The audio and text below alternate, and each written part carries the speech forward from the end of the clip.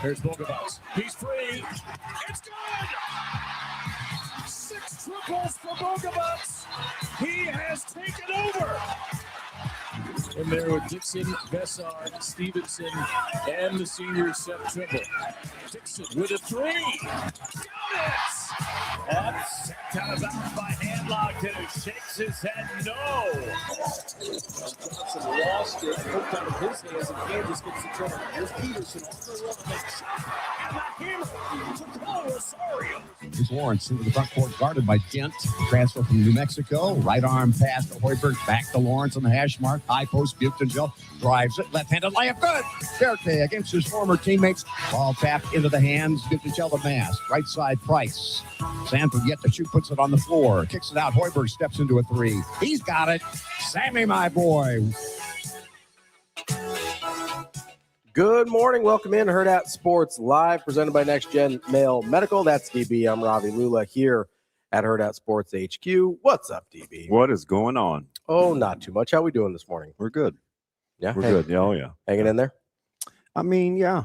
I mean, maybe. I mean, maybe. It could always be a lot worse. Yeah, it could. So, well, I don't know. We both made it in today. That's some Nebraska fans online would have you to think differently. Yeah. I mean, that wasn't like a super fun go around. Bunch of sour pussies. Jeez. Now the sky's back to falling. Well, it always was. We just had an umbrella for a minute. And it's alleged basketball fans. Like, chill out. So, I mean, you asked, I think, a couple months ago how long we would allow ourselves to, be dreamers and optimistic, and like that has expired. Yeah, clearly. Even when they were winning, because then I heard the whole, they peaked and, what's wrong. And I mean, meanwhile, they were still winning. You just were getting off the sluggish starts against Northwestern. Yeah. Well, the sluggish start did not help tonight, last night, or this morning, I guess. It's amazing how, like, out of the gates, it's like sleepy. Yeah, I mean, they should probably try and figure that out at some point. Yeah. I mean, maybe if they want to, but if they're playing a 14 seed off the bat, they'll probably be okay, probably be able to survive it. Are you sure? Probably. Okay. All right. Listen, man, I just asked a question. I don't think there's any 14 seeds I'm like overly afraid of.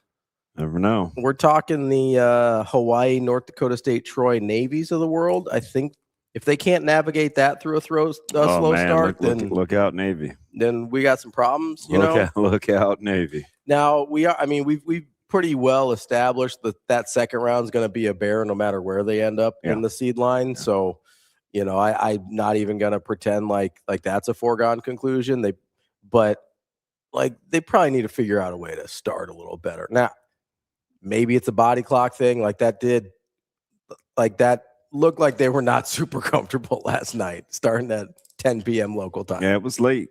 It came out sleepy. I mean, a little tired. It was a 24-point half, but then you turn around and what's the math? Put together a 28-point half. I don't know. I mean, whether it was 17, I think second chance points. I mean, the early turnovers. Yeah, just handing the live and not ball, just like the live dribble. Balls. Yeah, and it was funny too because I had just watched North Carolina and Clemson, where I felt like you get a ball and you get a ball and you get a ball. Maybe it was in the water last night because BYU was just dribbling it all over the place. So stranger team on the planet than BYU? No. I mean, not at all. Their highs to lows. For what their ceiling is, their variance is incredible because they can look like grade A dog manure. Like, they didn't look like a tournament team yesterday. It's bad. Like, it was pretty rough. And Cincinnati raised some eyebrows, but, you can't fault, rebounding because they were right there. Mm-hmm. You were -2 on the glass. You were even on offensive rebounds. You gave it away a ton. But I mean, what the world? I mean, what did they start 2 for 19 from 3? Yeah, that dog will not hunt. And finished. They shot 20% from 3. Yeah, they finished 3 for 5. That's the thing. That's the thing that just bugs me is you just don't get enough easy baskets. I mean, they didn't score for the last 4 minutes and some change. Yeah. And that was after only getting 2 points in the first 5 minutes and some change, which is I told you that's like they go second game in a row that had happened. They go through these droughts where they just don't score the basketball. So, I mean, you're back to the drawing board. It's for a team that's 14-5 in the league. This is about as must win as it gets. Yeah, against Iowa. You want to sit atop that bye and go in at least with some feel good mojo. Yeah, even if Iowa can always be good get right juice. Always. Yeah. You know what I mean? 100%. They got the tough version of Frager last night. Oof. Which that is, I don't know if it's the greatest variable, but it's up there for them. Like good Frager versus bad Frager seems to be a little bit of a bellwether on how this team's going to go. And they did not get good Frager last night. Yeah, and he logged the 22 minutes, a couple of turnovers, but he's just got to figure out a way to impact the game when he doesn't see the ball go through the net. Mm-hmm. And I think there's a decision-making factor there too with him a little bit. Yeah. Just kind of forcing the issue, trying to get it going. Yeah. Yeah. Like I think that's fair. I think when you but I think it goes into what you said. When you understand that you can impact the game in other ways, you're less likely to force the shot. I mean, he showed you a couple games ago, even without scoring it, he can rebound, he can distribute. That, and I didn't like early. I think I was a little nitpicky in the chat. It was a bad omen, and maybe it was the body. I'm just not going to make excuses. I mean, because far be it from me, we got our ass kicked late at night too on the West Coast, so maybe it was our body clock too. Man, she stomped a mud hole in us, but it's just a bad omen when those balls are in the air. Now, hear my heart, because they rebounded the basketball fairly well, but there were those 50-50 kind of, and it happened early because I think Freeney got a putback on a ball that I felt like Nebraska should have rebounded. Like you get your hands on it, and UCLA is kind of like fighting for it, and it ends up in their hands. It happened about 4 trips after that down the court where balls carrying off the rim. There's like a scramble for it, and UCLA flicks it out. It starts a run out. There was the one that Mass had in the first half, and it got ripped out. Like those little things right there, it just adds up when you're struggling on the road. And that goes down as a regular rebound, right? Road again. Like you want it to be a turnover? It's not a turnover. No, it's not a turnover. And there's no way to quantify it in a good way. But if you're watching the game, you can look at it and go, "Oh, that matters. That's a problem." Right? Like it just in the box score, it's like, okay, they only got out rebounded by 2, but I was gonna count them, and I was like, nah. Yeah, it's like it's anecdotal. This is getting petty, But it did seem an unreasonable amount of rebounds where Nebraska seemingly got both hands on it. Like I understand a tip, right? Like you get a tip here and there, you can't quite get a hold of it.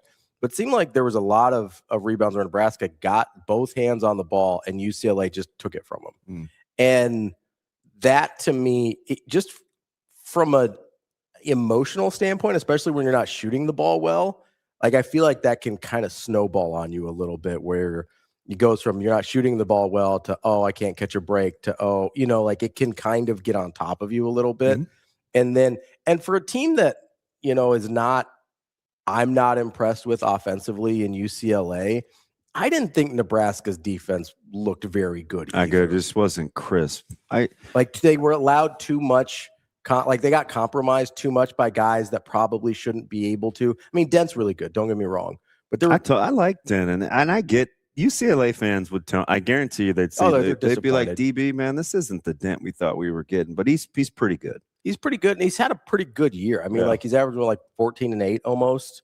Like that's a good year from a point guard, especially in his first year in power conference basketball. I think the shooting is probably what they would go to and be like, I get he's not going to take a ton, but going from 40 on 2 attempts a game to 20% on 2 attempts a game, like that's going to change your dynamic in terms of how you guard a guy. But they allowed way too many guys outside of Dent to compromise. Everybody talks about the famous no middle defense. There was a lot of guys in the middle of that defense last night. Yeah, I mean, you just allowed Perry to get comfortable too. Yeah. Which, I mean, he's streaky. He's really streaky. And Funny thing is it like followed the theme of the night last night. Mhm. It's a lot of bad basketball. A lot of weird basketball last night. I mean, Kansas, I think the only team that got off to a worse start in that game than Nebraska was Kansas. Called that one. Yeah. You said the line was funny on that one. I almost had Vandy and Ole Miss. Yeah. I think Vandy gets the 3-point win. How that line was only 6. I get it. You'd say, oh, give me the free money. I'm like, not on that one. That line. Vandy reeks. hasn't been playing well. That's not free money on that Vandy. was Rico, and the other one was Bama stubbed their toe at Georgia. I was going to say Bama. That Georgia. line was 1.5. Yeah. And they lost by 10. It's stanky. Yeah. 10, 11, 12. How about we didn't get into this in the group because it happened fast, but how about like Georgetown and has St. John's just slopping their way through? Dude, St. John's is one of the, like, I don't know what to do with them at all. Like their variance on, like, you talk about the variance of BYU, the variance of St. John's on a night-to-night basis on what they're going to give you. Like, I don't feel good at all about being able to predict what happens to them on any given night. They are super streaky. I mean, even in that game, right? 26-point half, 46-point half. Like, I don't know what to do with St. John's. Yeah. I don't trust them at all. They go through stretches now that they didn't seem to before, where they look a lot like offensively like they did in bad stretches last year. I don't know what to do with St. John's, but that's a game that if Georgetown is any better than they are, then St. John's absolutely loses that game.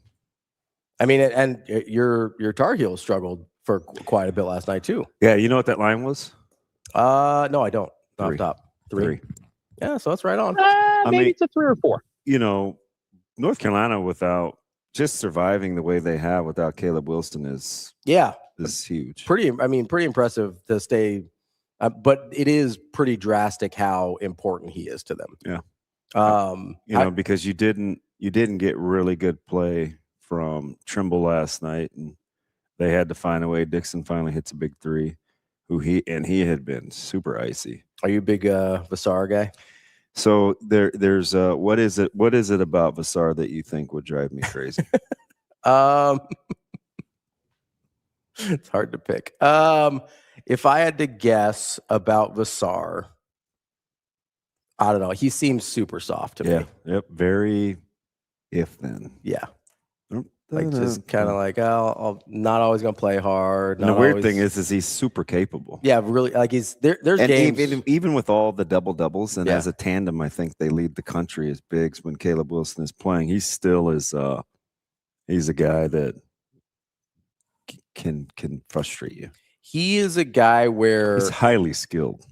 There's been games earlier this year when Caleb Wilson was still on the floor where Vassar still just looked like the best player on the floor. Yeah. And then there's games where you forget that he's on the floor at all. That's part of the problem. He's had scoreless first halves or score. He can lay an egg in a half. Yeah, absolutely. So, I mean, and then you look at, again, if you watched any of BYU, best wishes, like capping those guys for the tournament. I mean, they're trending their way towards being like an 8.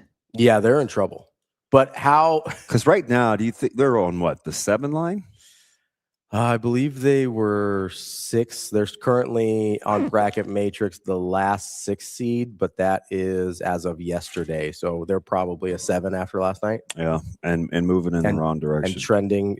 Can you imagine though? Like you gave up 47.5. Well, it's not better than the first half because I think it's 47 minus 90. 43. How about that math? Let's go. There you go. Quick math. Let's go. I mean, that's Cincinnati. Yeah, Cincinnati's not good. Yeah, what are you doing?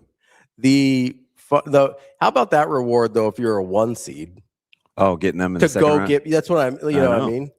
That's such a coin flip of what version you're gonna get, and you're like, well, I could get the version that we saw last night against Cincinnati, and then I win that game by 20, or I could get the version where AJ DeBonsa looks like a number 1 overall draft pick, and I lose in the second round to an 8 seed. Yeah, and you get some shaky basketball tonight. I guess Texas and Arkansas is interesting. I think Miami is on the road at SMU. I mean, they're playing for seeds. Yeah, I don't know what you think about Quetty and Providence. Probably nothing considering Marquette's year. No. Well, then Creighton wraps up tonight. They got the Bulldogs. Their regular season tonight. Nova's on the road. Yeah, at the Demons. That one's that was a relatively small number as well, 3.5. What do you do with Purdue Northwestern? Northwestern got some upset fight in them. Wouldn't that be something? I'm not going to kid you. I'm kind of cheering for it. I'm all the way out on Purdue. You're actively rooting against them? Yep. Why? Because they get the benefit of the doubt for some reason, and it's just weird because this is just kind of who they are. Yeah. I don't like how high the metrics still are. It's just like who they are. I don't, that's one of those things, and I didn't mean to poke at Jacob when I said it, but it was aggravating me how we went right to analytics, and I'm like, sometimes you just got to watch. Yeah. Like, they're just okay. Yeah, like and listen, I like Ken Palm as much as anybody. Oh, Kenneth Pomeroy. If you look at Ken Palm and you're like, oh, Purdue is in the same neighborhood in terms of quality as Houston, UConn, and Iowa State, you would be very misled. That's weird. Like, you'd be wrong. Yeah. Same thing. I would argue the same thing with Michigan State, although they've played better as of late than Purdue. Did you catch how sluggish UVA was? That's another team where you look at the metrics, and even now I'm like, yeah, I don't know. Yeah. I'm a big, especially this year, with who's at the top. I'm less enamored with who's taking and making threes versus who has interior flexibility and toughness. Yeah. Because the teams at the top, that's what separates them. That's why I'm always going to give Gonzaga a puncher's chance. That front court that they can throw at you with their athleticism and their ability to defend, I'm willing to maybe overlook a little bit of guard play. Yeah. Because if you can survive it in a year, it's this year. It's this year, right? Because who are the elite level backcourts in the upper echelon? I mean, it's just Arizona. And I don't know if they're elite. They're good. I mean, I'm a Burries guy. With both of the guys, they probably are. We don't talk about them like they're elite. So if you'd be the first. With both of the guys, they probably are elite backcourt. Well, I would be the last guy you have to convince. No, I know. But with national media, I don't think. Oh, they don't get the run like that. Michigan doesn't get that label. The Blue Devils don't get that label. Nor should they, I don't think. Florida doesn't get that label. Illinois probably does. They're not in the elite category, though. They're probably with Wagler and Boswell. They're probably and I'm not a huge Boswell guy, but they're probably the next team that you're like, oh, both guards very good. You know who of the big body, squatty bodies? You know who's quietly shooting the heck out of the ball? Who's that? Thornton. Oh yeah, you brought him up yesterday. I think the dude's. I bet you. He's in the 40s from three, which is I bet. Is he? Man, it seems like it. I could be wrong. Go ahead, pull him up. All right, we'll see if we can find it. Pull him up. He seems like every night he shoots like 41% from three. You know who did not shoot 41% from three last night? Who's that? You know where I'm going to go with this. Who? Oh yeah, Darren. My guy DP. Boy, sometimes he just. So it's not. Credit work. What's Boswell? Or not Boswell? What's Thornton? 38. Okay. So I'll give credit where credit's due before I kill him. This is the second game in a row he's had multiple assists, which hadn't happened since early January. So you know what I think? It's the first time all year he's had multiple games in a row. What part of I think he's a victim of? The game looks like it comes so easy for him. So I think you want him to look like he's exerting a ton of energy, and I just don't know if he's ever going to be that guy. I want him to not go 3 of 18. It's not the foul. It's not an energy thing. He settles quite a bit. I brought this up a week ago. When he plays more than 25 minutes, his shooting percentages plummet. Yeah. He is well under 40% from the field now, and he's under 35. He was 2-11 from three last night. He is well under 35% from three and well under 40% from the field when he plays more than 25 minutes. And that sample size is getting bigger, which is good on the one hand, but weird on the other, that all of a sudden when the media thing got too big for him, all of a sudden he can play 25 minutes every night. Yeah. So was he injured or was he not injured? I don't know. He told you he didn't care what you said. That's fine. But all of a sudden, after he didn't care what everybody said, he plays 25 minutes every night. So that seems odd, doesn't it? Yeah. You watched the game last night, right? Nebraska UCLA? Yeah. You want a prime example of why you don't just look at stats? Sure. Okay. You know how the game ended out. Yep. You know the score, the whole nine, Yep. stylistically. Of these statistics, which one, if any, do you think lends itself to what you saw last night? Okay. UCLA, 28 of 60 from the floor. Paltry, 34%. 28 of 6. No, that's 47. 47%, I'm sorry. Yeah. I was going to get to 3 points. Yeah. 10 of 29. 34%. 34%. They shot 60% from the free throw line. You know how many free throws they shot? Less than 15. Only 10. Okay. Do you know how many Nebraska shot? Ooh, more than that. It was Significantly 18? more. 18. They only made 9 of them, though. Yeah, they missed multiple. Both like This is where it gets interesting, though. didn't Jamarcus and Sam Hoiberg miss both on Yep. trips? Yep. That's rough. How many more turnovers did Nebraska have? Only like 4 or 5. Does that lend itself to 20-point margin? No. Has there been a stat yet that you think lends itself to? No. Points off turnovers. I think it was close. I'm gonna say it was within 4 points either way. UCLA +2. UCLA 10 points off turnovers. Rebounds. I know that was within 2. UCLA +2. Offensive rebounds. Within a couple, I think. Tied. Bench points. Ooh, I don't have a good. So Frager didn't score much. They did get they got like a 10 out of Cale Jacobson. 11, yeah. So it's probably pretty close. Very close. +2 UCLA. How about fast break points? I would, if I had to guess, because of some of the open court turnovers, especially early, I'd say that was probably the biggest one in favor of UCLA. Nope. Tied. 5 apiece. That's the one that surprises me the most. So bench points was, what do you think? You said it was within 2? Nope. I didn't say yet. Oh, okay. So Jacobson had 11. Frager had a handful. I think he only made. Frager had 2. I'm gonna say Garcia had 2. I'm just helping you with the math. I forgot Garcia scored it all. 15. You're my boy Blue, goose egg. So I'm gonna Leo, goose egg. say 19-15 UCLA. 17-7. Is that the one stat where you're thinking, or is it the fact that they made 9 more field goals? Like what in the statistical category led you to believe that game was as lopsided as it was? The only thing that, when looking at the box score, the only thing that stands out is shooting percentages. Does it seem like UCLA got 11 more shots off?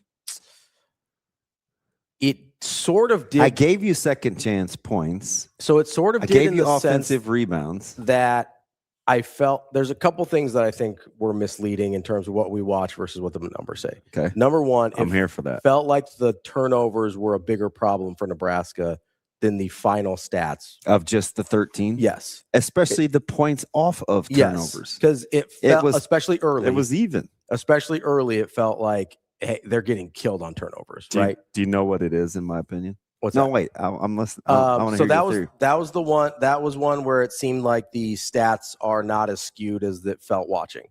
The other one, because of what we talked about earlier with Nebraska losing a lot of those 50-50 balls on rebounds, it felt like the rebounds were more skewed towards UCLA than they actually were. So I think in those sense, I would have thought, yeah, UCLA probably had a significantly higher number of field goal attempts. But when you actually look at the stats, you're like, oh, they only were down 5 on turnovers. They were even or close to even on offensive rebounds. then you all of a sudden you're like, oh wait, how did they get the 11 more attempts? Yeah. That's where it starts to get weird, is what I saw kind of would indicate itself to UCLA having more attempts, but what the box score actually indicates to me wouldn't. Okay, points off turnovers are even, right? 5 more turnovers. We said that when we talk about Nebraska, we said, hey, it's limiting the rebounds, the rebound discrepancy, and kind of live ball turnovers. You have to take better care of the ball. Mm-hmm. What else do I say about Nebraska offensively that I think that bugs me about them? They don't get enough easy shots. They don't get enough easy shots. Yep. So Nebraska shoots 5 of 24 from 3. That's the number that most feels like it would be a 20-point game. So if I said to you, Nebraska can't win unless they have some sort of efficiency from behind the arc, does that sound right? Yes. Yeah. It does? It does not to me. Now, maybe they can't go 5 of 24, but how prolific do they need to be? So is it the misses versus the volume of attempts? I think it's the number of makes. Because they've shot it poor before. Yeah, but 5 is the problem there. Obviously, 21% is an issue, but they've had games like they can survive in the 30s, like even low 30s, but you have to be, I think, pretty close to double digits. So if I said to you, Ravi, Nebraska, in order to beat good basketball teams, has to make threes, you're going to be like, yep. Yeah, I think so. Okay. Because they don't get enough other easy shots. Even though they went to the line. See, the weird thing is they had 18 free throw attempts. Yeah.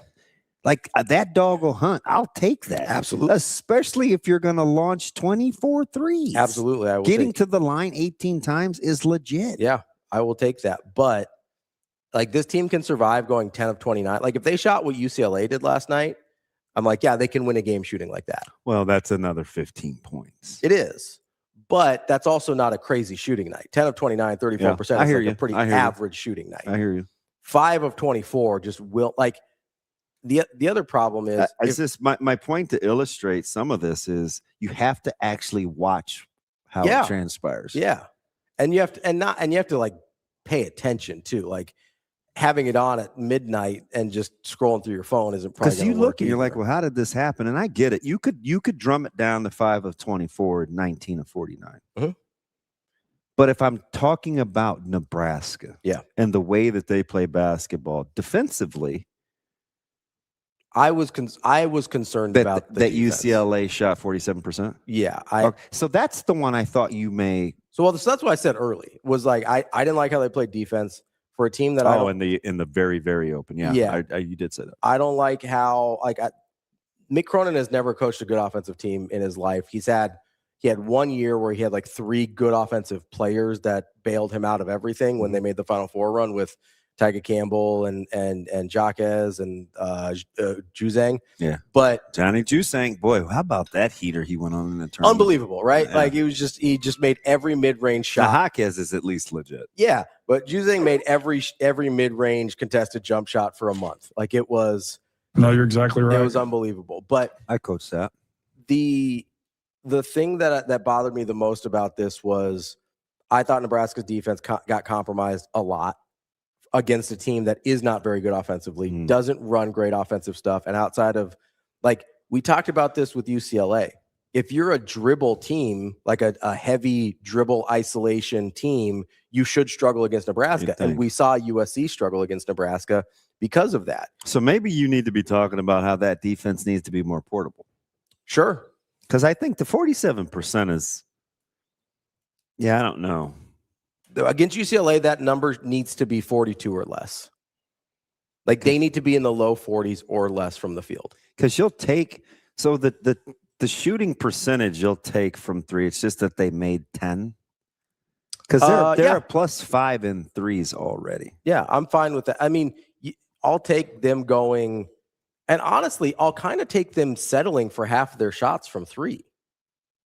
Like, I don't have a problem with that. The problem becomes, how do those 3-pointers come? I thought the defense got compromised too much, so the threes were open. Most of the time when a team settles for 30 threes against Nebraska, it looks like when Creighton does it, and they're just passing the ball around the perimeter and just chucking it up, right? And just getting those out-of-system, non-rhythm threes. The problem last night was Nebraska was allowing them to get rhythm threes off of penetration. The defense got and compromised. they dodged a few bullets early when UCLA was getting like the real good looks. Yes. They missed some And that could have made those this corner threes were ugly in a hurry. Honestly, the corner threes versus the above the break 3 attempts, I don't have the numbers on it, but I would guess if you're Nebraska and you can get the above the break 3-point attempts versus the corner threes, because generally speaking, you're not taking corner threes off of stagnant motion, right? You're taking taking corner threes above. You're taking bad threes above the break. That's a solid basketball take. Corner threes are generally off penetration, off good ball movement, off skips, or a scramble. Yes, a broken court thing where you're going to be open. Yep. Right. Generally speaking, you're not taking contested, stagnant corner threes. Yeah. So when guys are getting open corner threes, we have a problem officially. I'll take that. And so that's a big problem for me. Here's the problem with Nebraska shooting, from my point, is if they're not making enough of them, then I don't think you can open up anything else. Like, they're not, for whatever reason, they're not playing in a way like they did earlier in the season. And you can go chicken or an egg here thing with me and I'll buy it. But they're not playing in a way early in the season where they're cutting effectively, where they're screening effectively, and where they're passing effectively enough to get their offense through that. So at this point, you have to get the defense to get out on you by making threes first, and then some of that stuff might open up. Did you think I was being too hard on Mast in the chat? No, I don't think he's playing very well. I don't think he's played very well for a while. Yeah, and that's not necessarily what I'm talking about. There's something with the energy level. Sure. Yeah. Right, where I just want – so this is really childish, but because we always bring him up as kind of like the guy, right? Mm-hmm. So a couple of those where I just want Sasha to have to get up and adjust the camera. Yes. I hadn't seen you all morning. She was in here like 2 minutes ago adjusting the camera. Fine. Dude, I'm wild. Well, so I rewound it a couple of times. Okay. And I just look at mannerisms after he almost makes a play. Oh, interesting. It's okay. Man, I feel like I'm picking. It's just okay. No, I can't. Like, there's no dang it or it's just like, you know, and I'm just like, and I know Coach Hoiberg sat him a couple of games ago late and he said it was dictated by matchups, but I don't know. You just give me a little more like, do you not feel well? Are you sapped? Is there something going on that we don't? Because it almost feels we have gone from. Yeah, I'm the same guy. Three months ago, I was like, okay, guys, listen. We knew he was good. We didn't know he was this. Did you guys be honest? Who of you guys? I asked everybody that we talked to. Absolutely, yeah. I'm like, was he that good? Like. Yes. Clearly he had been in the lab in the offseason. For sure. Is this just fatigue? Is this what playing heavy minutes so early in the season got? Is this the inability to get back to the fitness level that you were pre-getting sick? He clearly, from an energy output standpoint, like seems different. So I'm just watching him get up and down the court. I'm like, I don't know. Maybe it's fatigue, right? So you took a whole year off, so you think you may have fresh legs, but I don't know. Well, being in good shape and having the condition to play 35 games is different. Right? Yeah. So like 100%. He could have put his body in a position to be successful, but if your body's not used to playing 35 basketball games, like that's a thing too. Yeah. Right. Here's the interesting, like when you're describing his body language to me, it kind of just clicked. It feels like he's hoping things will go right. Oh, maybe lost a little confidence? Yes. Yeah, I mean, whatever it is, I'm not gonna hate on you for nitpicking here, because it's the same thing I've been doing with Frager, right? Like when he dribbles into traffic, turns the ball over, or his decision making, or what he looks like defensively when he's not making shots, or what he looks like trying to rebound the ball when he's not making good decisions on offense. Like, so I'm doing the same thing with Frager, so it's only fair to apply that logic to other people. The interesting thing to me with Mast is it's different He just looks tired. Yeah. And I don't know if it's a fatigue thing. I don't know if whatever illness he has lingered. I don't know. I might have intimated disinterest, but that's how it comes off. Sure. If you're tired, sometimes it can look as lazy or disinterested. But I'm like, man, just squeeze that thing or fight him for it. And maybe just, I don't know. But maybe again, he just doesn't have it in him when you don't come back home, who's sweeping West Coast roadies? Basically no one. No one. It's happened twice, I think, since they joined the league. So both of them were last year, I believe. It's like, maybe that's a thing. So he started the year. I'm going to take out Maryland Eastern Shore because he barely played in that one. 10, 18, 26, 17, 20, 31, 15, 20, 17, 17. That's not a ton. No, but he minutes? No, that's points. Oh, you're talking about before. Yeah.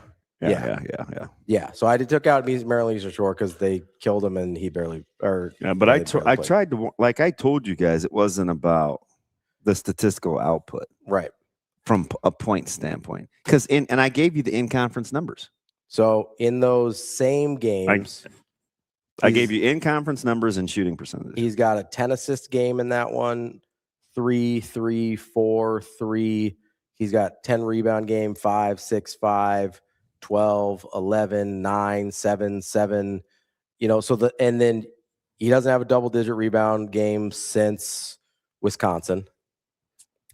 He doesn't have, and there was a lot of last night. I don't know where his friends were. Like, how many times did you see Mast kind of like? Yeah, you got one guy fighting for the ball. Tapping. Yeah, and it's almost like it's to himself. And then UCLA would have two guys that would come grab the basketball. Which, that's a Mick Cronin thing. For whatever his faults are, guys swarm to rebounds. And I couldn't get anybody else in the picture other than Mast. I'm like, where is everyone else? Yeah. I'll give you another sneaky problem too. I don't know if it's sneaky. Hoops heads know. Depending on how many guys you send to the glass, your guard's got to rebound better. Oh, for sure. Yeah. Especially when you're not. That's a problem. Especially when you're not overly gifted rebounders in the front court. But rebounds last night weren't. They weren't such a discrepancy. No, they weren't a huge problem. But somehow UCLA had 10 more second chance points. When you make 5 more threes and you have, you're 17-7 in second chance points, what is that? So there is a thing, and I only know this because I did a little bit of a deep dive on it a handful of years ago, because Creighton was terrible at rebounding. People were getting offensive rebounds on them all the time, but their second chance defense was incredible. I can't remember which team this was. I want to say it was 21, maybe. The ability to kind of recalibrate and reset. Just immediately. And it was a Kalkbrenner thing, right? Because you got the rebound and he was still right there. And so it was can't really just go back up with it easily. But there is a thing when there are teams that are much better at second opportunity defense than others. And there are teams, and Nebraska is one of them, and it's because you look at their front. I think you look at their front court, and you go, okay, Mast is not a rim protector. Buchtengel is not a rim protector. You don't have immediate defense when they get a rebound, right? Teams that have immediate defense available of the guys that are fighting for the rebound tend to not give up as many second chance points. When Nebraska gives up offensive rebounds, they get scored on. Yeah, maybe I have to chart, Berke. And anybody not named Mast and Hoiberg rebounding the basketball. Yeah, Hoiberg is clearly one of the best rebounding guards in the Big Ten, if not the country. He's maybe. I think there was a stat last night. He's the only guy under 6 feet tall that averages 5 rebounds a game. Huh. He's the only guy honestly on Nebraska's team that I trust. I wonder. So you know what I would ask him? What's that? Just off to the side. I'd be like, hey man, come here. I'd be like, hey, what do we got? Last night. You were barking quite a bit. What were you saying? And who were you talking to? Yeah. Do you think he'd answer me? That's how I talk to him. I do just like that. I think he would answer you. I don't know if you get the answer you want. Didn't he seem kind of chatty? He was not happy last night with some of the fellas. You know what? I obviously have no. Was that a disarming delivery? Or was that? No, it was good. Okay, because you can kind of be like, hey, no, just between boys here, Yeah, I just want to talk to you for a second. it's very like I'm Threatening? interviewing you, right? Like Yeah. it's very much like, hey, let's just talk like hoop heads here. I think if it were me, the thing I would have been saying, or the thing I would have been frustrated with if I was Sam Hoiberg, I don't know exactly what he would have said. The thing I would have been frustrated with, because he seems like a guy that would not be affected by this. And he'd shoot you straight too. 100%. Is it seems like other people on the team sometimes allow external factors To dictate their effort. I got you. Not their play, I would probably take that. but their effort. I'd probably take that. Because if there's anything that I would guess I know about Sam Hoiberg, is that nothing outside of his control has ever dictated his effort. Otherwise, he would not be in the position he's in right now.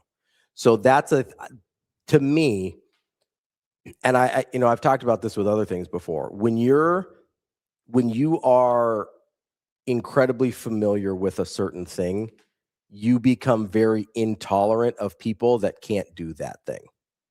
Right? Yeah. Like, if you're really, really good, if you're just always the guy that gives effort, when other people don't give effort, it drives you crazy. Can I get to a couple of other things about getting inside the stats? We'll take a break. Sasha gives this like, if you guys don't stop talking and take a goddamn break. No, we'll take a break. I'm big into getting easy shots. Mm-hmm. At first blush, who had more layups last night? UCLA or Nebraska? Ooh. I almost want to say Nebraska. Kale had a handful. Sam had a couple. Should you be better than 9 of 14 on layups? Probably. Nebraska was 9 of 14 on layups. What was UCLA? 9 of 12. I always look at that stat with Nebraska. I was going to say you probably want to be, if you got 14 attempts, you probably need to make 11 or 12. Exactly. Not that makes up 20-point difference, but, Hey, chip away at it. little things here and there. Chip away. We'll take a quick break. That's DB. I'm Ravi Lulla. It's Hurrdat Sports Live.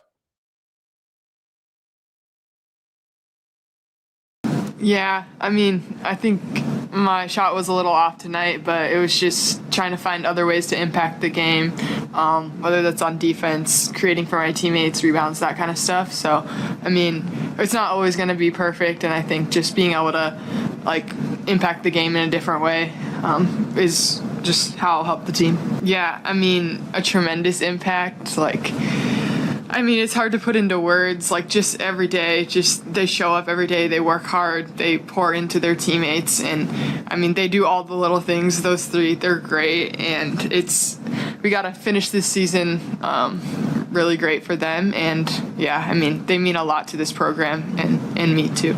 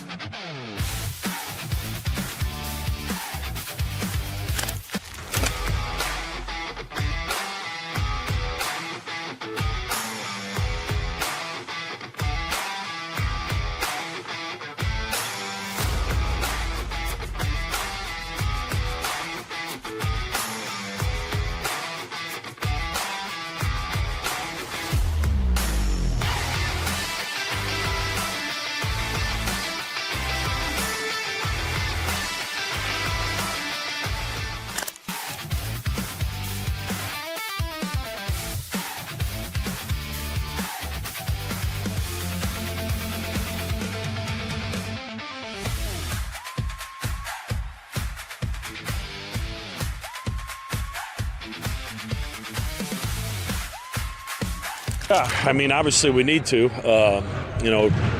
We still have an opportunity to miss that Wednesday play-in game. We're going to need a little help, but the help does us no good if we don't take care of our business. And obviously, Butler is physical and they really beat us up on the offensive glass the first time we played. So we'll need a better effort there. Well, their point guard's out, so they've kind of shifted, and it's a bigger, more physical lineup. and they have a lot of different guys initiating offense. But Bidjak's playing at a high level. Obviously, IG is doing a great job on the glass and around the rim, and they rotate those two bigs in that do a good job, and then they've got guys that can shoot it next to those guys. So it's their last home game if I'm not mistaken. So we're going to get their best shot.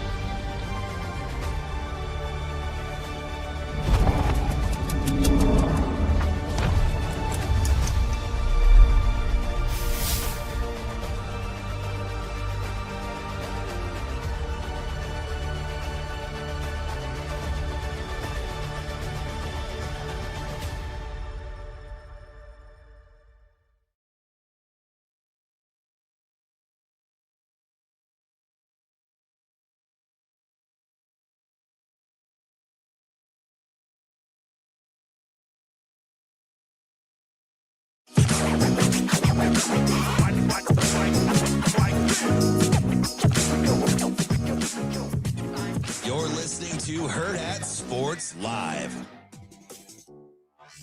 Welcome back, Hurrdat Sports Live. That's DB. I'm Ravi Lulla here at Hurrdat Sports HQ. Appreciate all the people chiming in the chat. Got lots of Nebrasketball opinions going on in here. We got a little. You got a fight? No, just a lot of opinions. We got some Jared Garcia strays coming out in here. Yeah, People love to hate on Garcia. What Garcia do to them? He was 1 of 3. Is he shooting too much? No, they're just talking about kind of gagging the easy layup, and Yeah, he boofed that one. It was a little rough, but how about Nebraska's points per possession? Oh, yeah, that's not good. That's not good. What was the number? 0.881. Yeah, that's bad. That dog won't hunt. Kobe says Frager, when he drove, did not pass once. Yeah, a little head down. So, I think it's intentional too. They want to push him right. If they push him right, obviously off his strong hand, his head immediately goes down. Yeah. He's down. Yeah. Did you? So, as the game was getting away from Nebraska, so this is still in the first half, I just did a little social experiment in my own head and watched, because I was looking for some more sets for Price. Yeah. Right? Just to kind of get him going, especially after he hit the 4-point play. I'm like, because when he was on the ground, he was like. The one where he comes up from under the hoop, comes up. Yeah. Yeah. And and so I just, for poops and giggles, I was just like, I just want to watch how much he runs around the court. I don't know how much actual action is called for him versus just that's how the offense works. Yeah. I don't think they run a ton of sets for him. Because he's constantly in motion. Which I think typically. And I told you guys, like his fitness. Off the charts. It's got to be at an elite level. So that's the thing and I will. And I mean like elite. I mean just.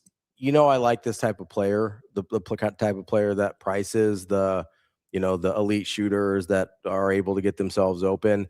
I don't know how much people appreciate the fitness level of those. Like they are never not moving on offense. Yeah. They move more than whether it's, Price Sanford, whether, it's the. Go ahead, Steph Curry. I was going to say Clay. Because Clay didn't have the ball in his hands much, right? Like Steph has the ball in his hands quite a bit more. Steph does. I mean, everybody knows Steph, so that's fine. But like, it's fine. It's fine. And if you don't, you're not paying attention. That's saying, I don't. But like those guys, even like go look at like a Korver, right? Who NBA wise might be a good comp for Price if he has the career that we hope he does in the NBA, right? Just the amount of movement that guy does with never even sniffing the basketball is unreal. So the fitness levels are off the charts. I do wish they would and when the offense is going well, that works. That's fine. He can move, he can find his spots, but I do wish they would run more things to just be like, hey, we have to get this Price going right now. Yeah. Especially when the offense is not clicking, which it clearly and wasn't. They run so many sets. You would think they would have a couple for like, hey, let's just get Price a shot right now. And so do you know who turns the corner almost at will? I have an idea. There's two guys, and I don't know if almost at will. Hoiberg does. Turns the corner anytime he wants to. You know who kind of also does? Who? Kale. Yeah. So Kale gets around his man almost every time he starts to penetrate. Unusually, I've walked through this whole thing. So this isn't even revisionist history. Yeah.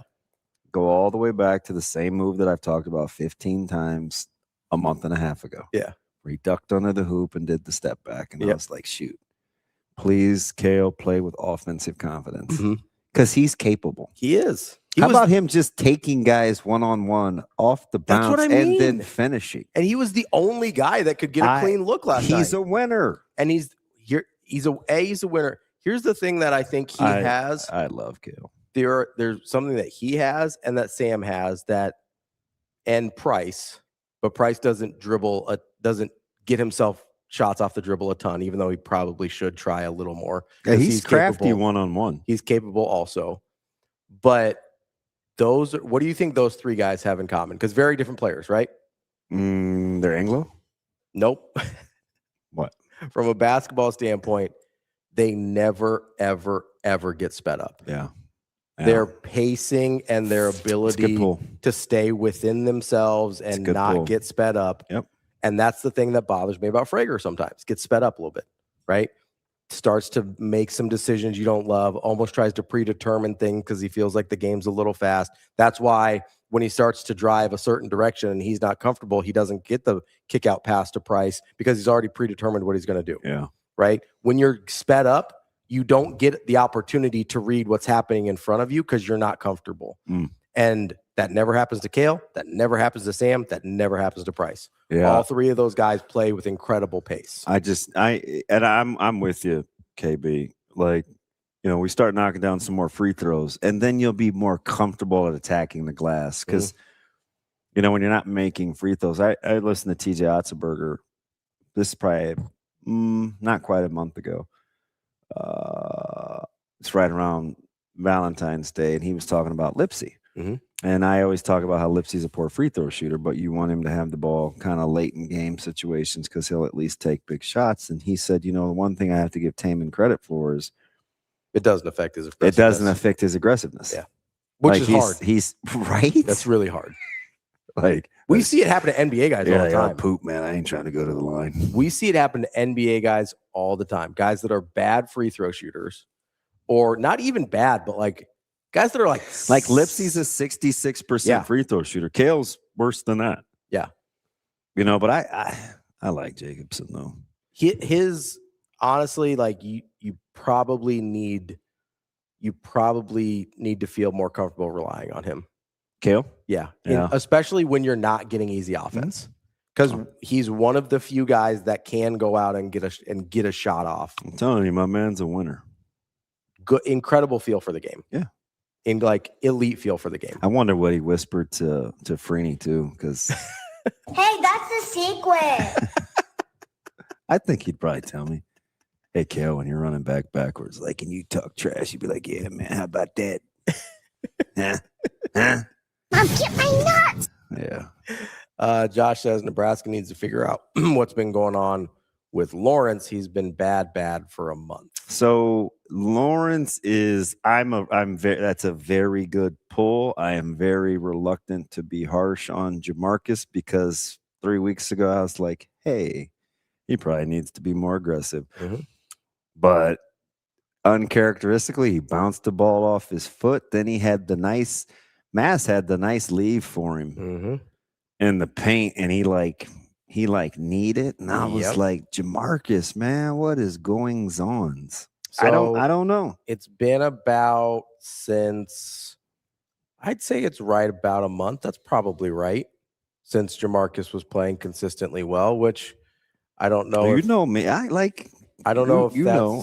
I'm kind of a honk. I try to pay very close and attention you to my like guys. Jamarcus a lot. I do like Yeah. Jamarcus. I like him too. I think they need him to be a certain level of good, in order to be the team they're capable of. So Chucky Chuck. What happened to our cutters? Do you know what's happening? That's why I like watching off-ball stuff. Nebraska gets knocked a ton. Yeah. So, like, if you watch kind of their movement with those pin downs and those little flare screens, like, you know what teams are doing? They're collisioning cutters. Yeah.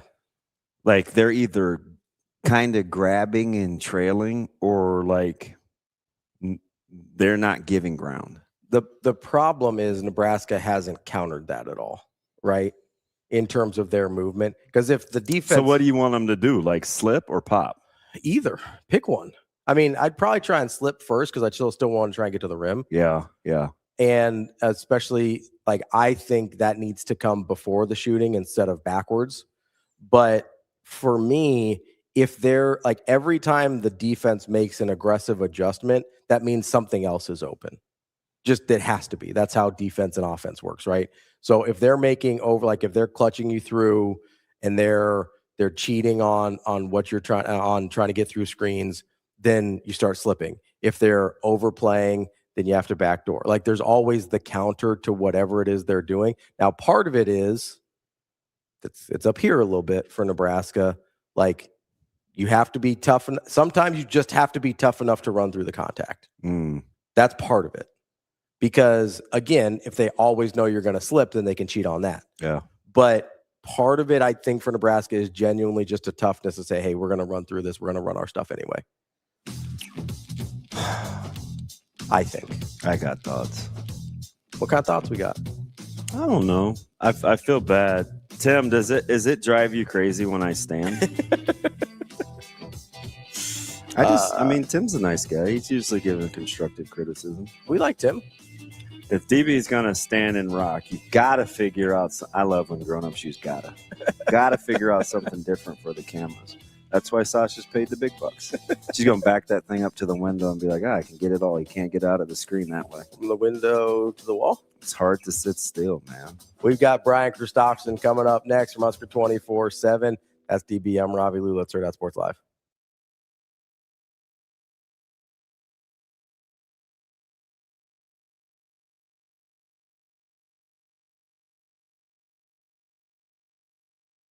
We've always tried to be a group that in the spring, gives everyone, it goes 3 deep, because I think our job is to give players reps. So I don't know that it's necessarily changed that.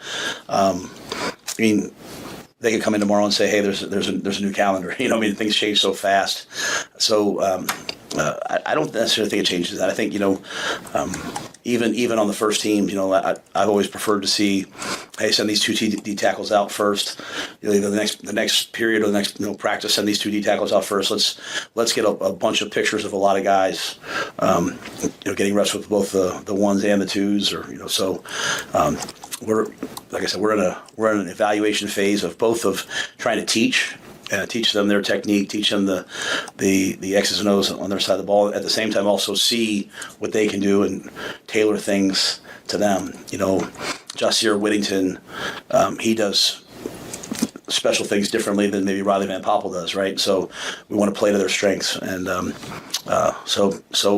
to get a lot of guys reps. So I don't think it's necessarily changed. I think if anything, it's kind of reinforced kind of how we've always wanted to do it of getting three groups reps and giving every player reps every day.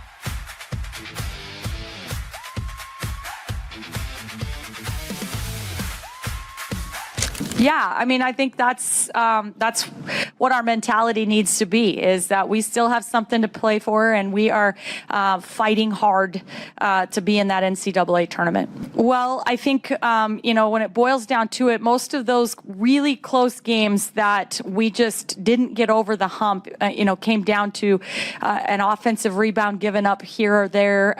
Just rebounding has kind of been a little bit of a thorn in the side. And then, a day like today, it was our goal to keep them under 6 offensive rebounds. We held them to 4 and, out-rebounded them by 11. And that gives us a chance. If we will guard and rebound, it gives us a chance. And I think that's kind of got to be our mentality heading into postseason play.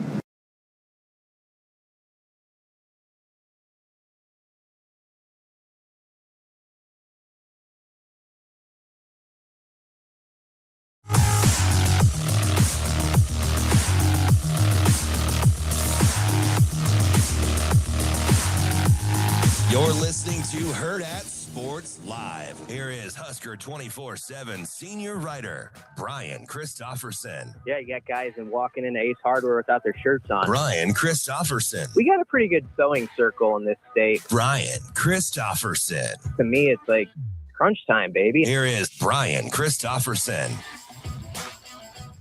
Welcome back, Hurrdat Sports Live, presented by Next Gen Male Medical. That's DB. I'm Ravi Lulla here at Hurrdat Sports HQ. We are joined now by Brian Christopherson from Husker 24/7. BC, what's going on, buddy?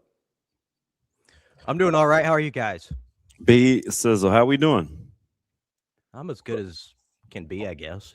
Yeah, if you want a free meal, today's the day to get it. I got some of the fellows coming up after practice, so I figure if I'm going to burn through 6 pounds of ground beef, some bacon, and some brats, man, I might as well feed the neighborhood. So, you're welcome to come by if you want. Where's this at? What's going on here? Oh, Caleb has had this bright idea that he wants me to talk to some of the guys. So he's bringing them up and asked if I could cook. At least he picked something simple, burgers and brats. So I can do that. Of course, I'm going to chop up some bacon, and I got the cheese already shredded. I'm going to put it in the ground beef. They're going to get spoiled. So I figured I'm only doing this once during spring. And you know what those guys would love on top of that is a sports reporter showing up to eat Why with not? them. Why not? Yeah. They know we're boys. It's like you're the one guy. So there's a couple of guys that they don't mind because they were excited that I got my Twitter back because they think I'm pretty stupid. So one of the guys that they enjoy, when we do clips of is yourself. So I think you're safe. You could probably show up. Now, there's a couple guys they want to have some speaks with, but you're safe. Well, I try to keep it lukewarm, and so I have those relationships intact, I guess. But I'll think about that offer, Damon. I probably will not show up today. I'll leave it for you guys, but that's very kind of you. I'm even gonna find a way to wash my deck off just in case I have to spend time out there to collect my thoughts. So, I mean, we don't have to be inside. We can just sit outside. All right. It's totally all right. fine. I'll toss it around in this brain for a bit and see if that's a good idea. Now you can't ask the guys questions because some of the guys I think you'll want to, but I know that you understand. You have good self-awareness. I've never done that. I've never done that to a guy outside of a setting where I've quizzed him on stuff with the team. I don't. It's not my game there. Hey, before you take that first bite, yeah. How's that position group shaping up? You feel good? BC, yeah. I'm being honest here. I've been joking with you these last 4 or 5 minutes. Are you taken aback about right? What's been the feedback after the one bad game, or is your sphere of influence on the message boards thinks they're trending? I would say there's been growing concern that they just haven't played their best ball for a spell now, and they've worked through it all right. But last night was the first time where you felt like they didn't have that counter punch they've had every other time. They've been able to sometimes withstand a bad start or even a bad half, but last night was different. It was frustrating that the car could never get started. And I think what's I guess the worrisome part, I don't know exactly what it is because you don't want to try to get in guys' heads, but you're studying like what's going wrong here. And I hope some guys have the right amount of confidence they need in their games as they enter this pivotal postseason. Like Jamarcus and Rink are a couple guys where it's just felt a little bit off to me for a few weeks.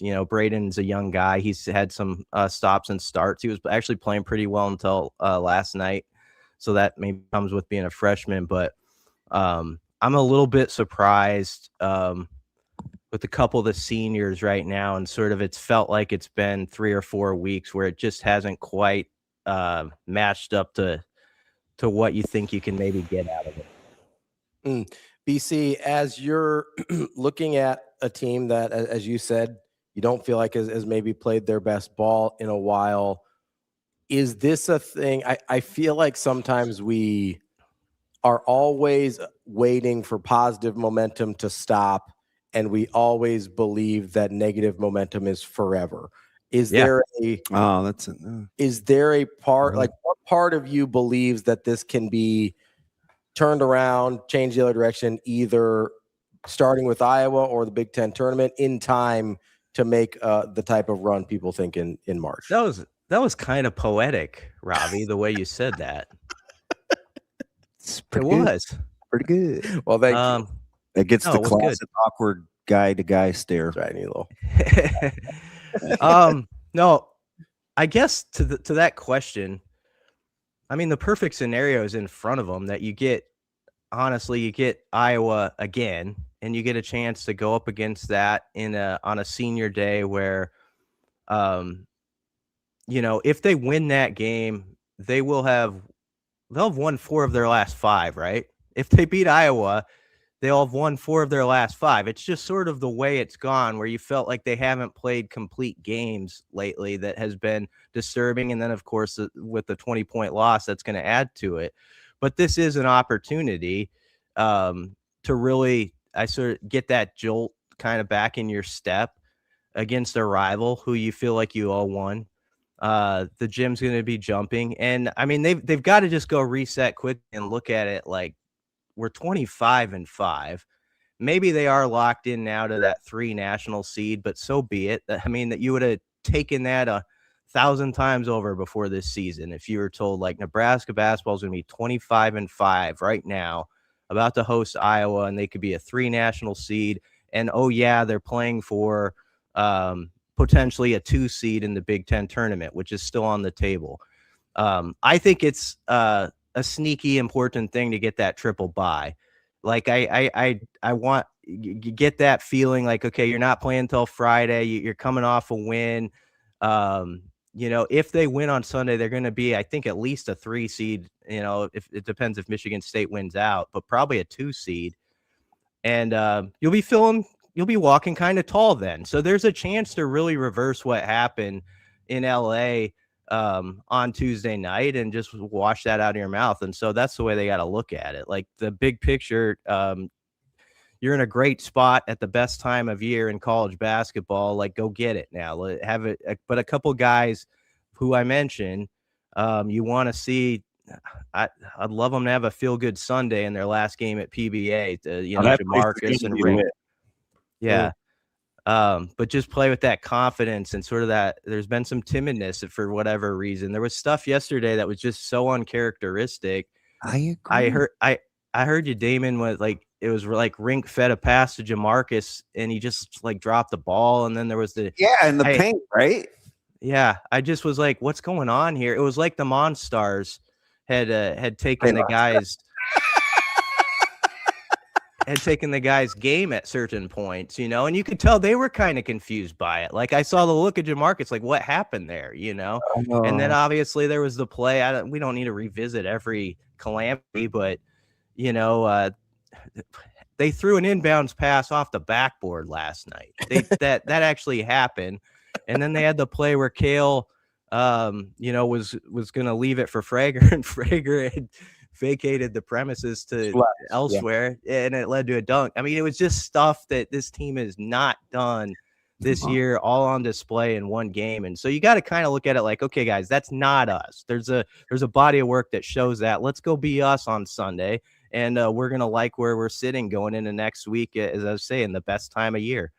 The place should be electric. I know Nebraska fans will definitely respond. They hate Iowa. Nebraska has a chance to really position themselves with a couple of buys. You're coming off a poor performance. I mean, you want to finally get off to a quick start. Like, this might be tailor-made. Yeah. On paper, it sets. I mean, or it could be the other way if you don't play well. But no. I like it. I'm with you, Damon. I like the setup. It's like this is what you would want. Like, you get another crack at Iowa, and you want the tough challenge. Not the toughest. This isn't the toughest challenge by any means, but a tough challenge as you go into the postseason. And this is a defense, and they were physical against Nebraska that stymied them, and they also held Nebraska to 52 points in Iowa City. And so there's sort of a hurdle to get over there, and that I think it's the perfect setup. I know Fred is not happy about the Big Ten, like they're ruling, like I guess today, like they have to fly back and they have to use one of their days available. They'll watch film and do stations, and they can't even practice tomorrow because of sort of a stupid Big Ten rule. I don't even understand that with the travel. Like shouldn't common sense prevail? Yes, it should. And he was adamant even before this game. It wasn't sour grapes by any means. That's a rule that needs to change, and he's completely right. So it's not the ideal setup, but I mean, they need to use this day, I think, today, just like, all right, everybody's going to shoot their arrows. They're going to say, maybe we're wrong about you guys, sort of stuff. Just kind of get in your bubble, go back to the lab. And this team has been good at responding to everything. This is just a different sort of thing we're going to see if they can respond to. We have not seen them yet where they've taken a licking quite like this and sort of had to answer back. And so that's where I think the curiosity comes in. All right, B, let me transition. Spring ball, we're in the thick of it. It's like head down, walk fast, right? I mean, yeah, it is. Coaches are direct. It's like blowing by. What's your level of, because I know you're very guarded. So there's been times we've been burned. You get the pushback from the fan base about drinking Kool-Aid, and there's all sorts of new faces and new places, though. Where's your temperament in terms of, ooh, I just want to, or I have to see something? I don't know that I have to see anything at this point. My temperament is that I like, on the surface, everything about how the spring is operating and how they're going about their business. You laid it out pretty good with that description. You guys are both being poetic today. I don't want to give all the credit to just Ravi, but it is just like walk fast, head down, do your work.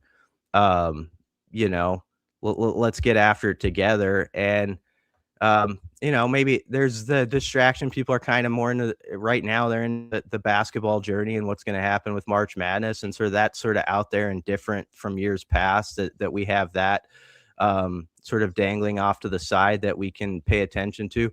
I think it's good for the football program. It's just, when you hear like Corey Brown and Roy Manning, like get up there as new coaches, and they really came off to me as like, just like so technique driven and all like just in the toolbox. Like that's how this is going to be. That's what we're going to do. That's how those press conferences came off to me. You don't want to read too much off pressers. I understand that, but that's what we have to go off of. And I just like how every coach up there has kind of stepped into that. Like let's just put in the work and really get into the details of this stuff. And those little things are going to lead to big things. And that's been, I guess, the biggest takeaway is just sort of that mentality that seems to be kind of across the board. BC, are you of the opinion, because it seems like it's a little bit split, that there is a legitimate quarterback battle that anybody could win? Or are you kind of like, hey, they brought Calandria in for a reason. He's probably going to be the guy? I mean, it tilts toward Calandria is probably going to be the guy, but I do think like there's like if some guy, if one of the other guys were just lighting it up and he was clearly better, I don't think that they would hesitate to go that route. So I think the competition is legit in that sense. But if you said like, what would your shock level on a scale of 1 to 10 be if Anthony Calandria weren't the starter, sort of given the scenario and how these things usually go, it would probably be like a 9 out of 10 shock level for me. So I guess I'm in the the camp. No, I mean, I do think like that's pretty high. Yeah. Well, you wouldn't you be stunned sort of if somebody beside him were the starting quarterback on opening day? I mean, if you really step back from it, I would, I guess. So I think the competition's legit and stuff, but I think he's got some game. That's part of why I answer that way, Robbie. I think he's like got like he was a Mountain West Player of the Year, and he's got a track record that looks good to me, and he has a lot of experience, and I think he's fit in well, which is a big key with the guys from everything we've gathered. And so that's why I would say that somewhat. It's not just based off, I don't think there's a competition. It's more so I think they got a good QB there. So BC, you know what's funny about this whole discussion about the quarterbacks is what have you got there? Oh, I keep forgetting I'm on camera. Fudge. It's just the Nerf gun. It's my attention span. I am so sorry, BC. I put this down. I apologize. Golly, man. I just am a little about that. Knock it off. BC, in my defense, this feels like we're back at home. This is our friendly confines. Mm-hmm. It's very chummy here at Hurrdat, so sometimes I was not bothered by it in the least. I didn't think you had to put it down, but anyway. Sorry, I didn't want to have to fire off a Nerf dart and Ravi beard. But so so this is funny because I'm listening to you talk about the quarterbacks and kind of be surprised. I'm gonna tell you the cool thing about this. This is the feel that I get from just watching a couple of practices and stuff. I think it's a really unique mix. Danny Kaelin is super well liked. Mm-hmm. He never really got too far from the team. And, he would come back for Bible study and he would hang out with the groups and stuff. So there's that. He's played in some power conference games. The players respect him. TJ is an ultimate competitor. He's a team player. He's not going anywhere. He's gonna lift. He's gifted. He's not gonna lay down. Calandria comes in and he's got this bravado and this swag, and he's really confident, and he can move on to the next play quickly. So when you put all that together, I think the thing that we're missing is the team probably doesn't care near as much as we do. So if you want a good, healthy battle, that's about as good as I think you can draw it up. In my opinion, just looking at this thing from the outside in, like they just get to go play ball, and the team is going to rock with whoever. It's not always like that in quarterback battles. No, you're absolutely right. No, I'm just telling you. So you don't feel like they're drawing lines, basically. There's not like a Calandria camp and I think everybody. There's they're rocking with everybody. I think that's a sneaky good point, or not a good point because it's mine. It sounds stupid. I mean, that's a good place to be as a team during a battle where you want a guy to emerge. Yes, absolutely, and I will go back to this. I was so struck by right after the Las Vegas Bowl, Henry Latofsky came out and did, kind of his final interview after his last game as a Husker. And he was pretty candid about stuff in that situation and unsolicited. He was asked about it, but he went in a manner where you could tell this was a really opinion that was straight down the line, that the guys in that locker room have the utmost respect, he said, for TJ Lateef. He couldn't make that more clear in the answer, and it was obvious that he meant it. And then, like, Holgerson slipped in that line like a week or so ago. I thought it was one of the most interesting things we've heard about how he was asked about retaining Isaiah Hunter and Ja'Cory Barney and just those guys coming back. And he mentioned that both of them said they felt good about the QB situation with TJ. Like if TJ were the guy, like they liked that, how that picture looked. And that was before the portal movement, before they got Calandry and Danny and all that stuff. And so that stuff really stands out to me. And so it really confirms, like, not that anyone would doubt your point on that, but I mean, that's what guys have said, the sort of stuff that makes that add up. Like there is a really good feeling about all those guys. And so it's very believable that there aren't lines drawn in the sand, as you say. And I know the clip that'll be used from me will be that they, 9 out of 10, Calandry a starter. That's just like, yeah, I'd be surprised if he weren't the guy on opening day because he was sort of the headliner acquisition from the portal in some ways. But I do think they're going to let that competition be real. And I think guys like TJ are going to look at it like, I'm the starter until they tell me I'm not. I was the starter at the end of the year, and it sounds like he has that kind of mindset, and that's great for the entire room. Yeah, so can I go back to something I asked you a couple of weeks ago, and I want to know if your answers changed. I asked if it's a non-coordinator, who's the guy that you would like to sit down and get 45 minutes to an hour talking to on the staff. Mm-hmm. Is it an old guy or is it a new guy? And then the why. Well, I think I answered Addison Williams at the time just because I was really fascinated with the competition on the back end. That was really the beginning and end of why I gave that.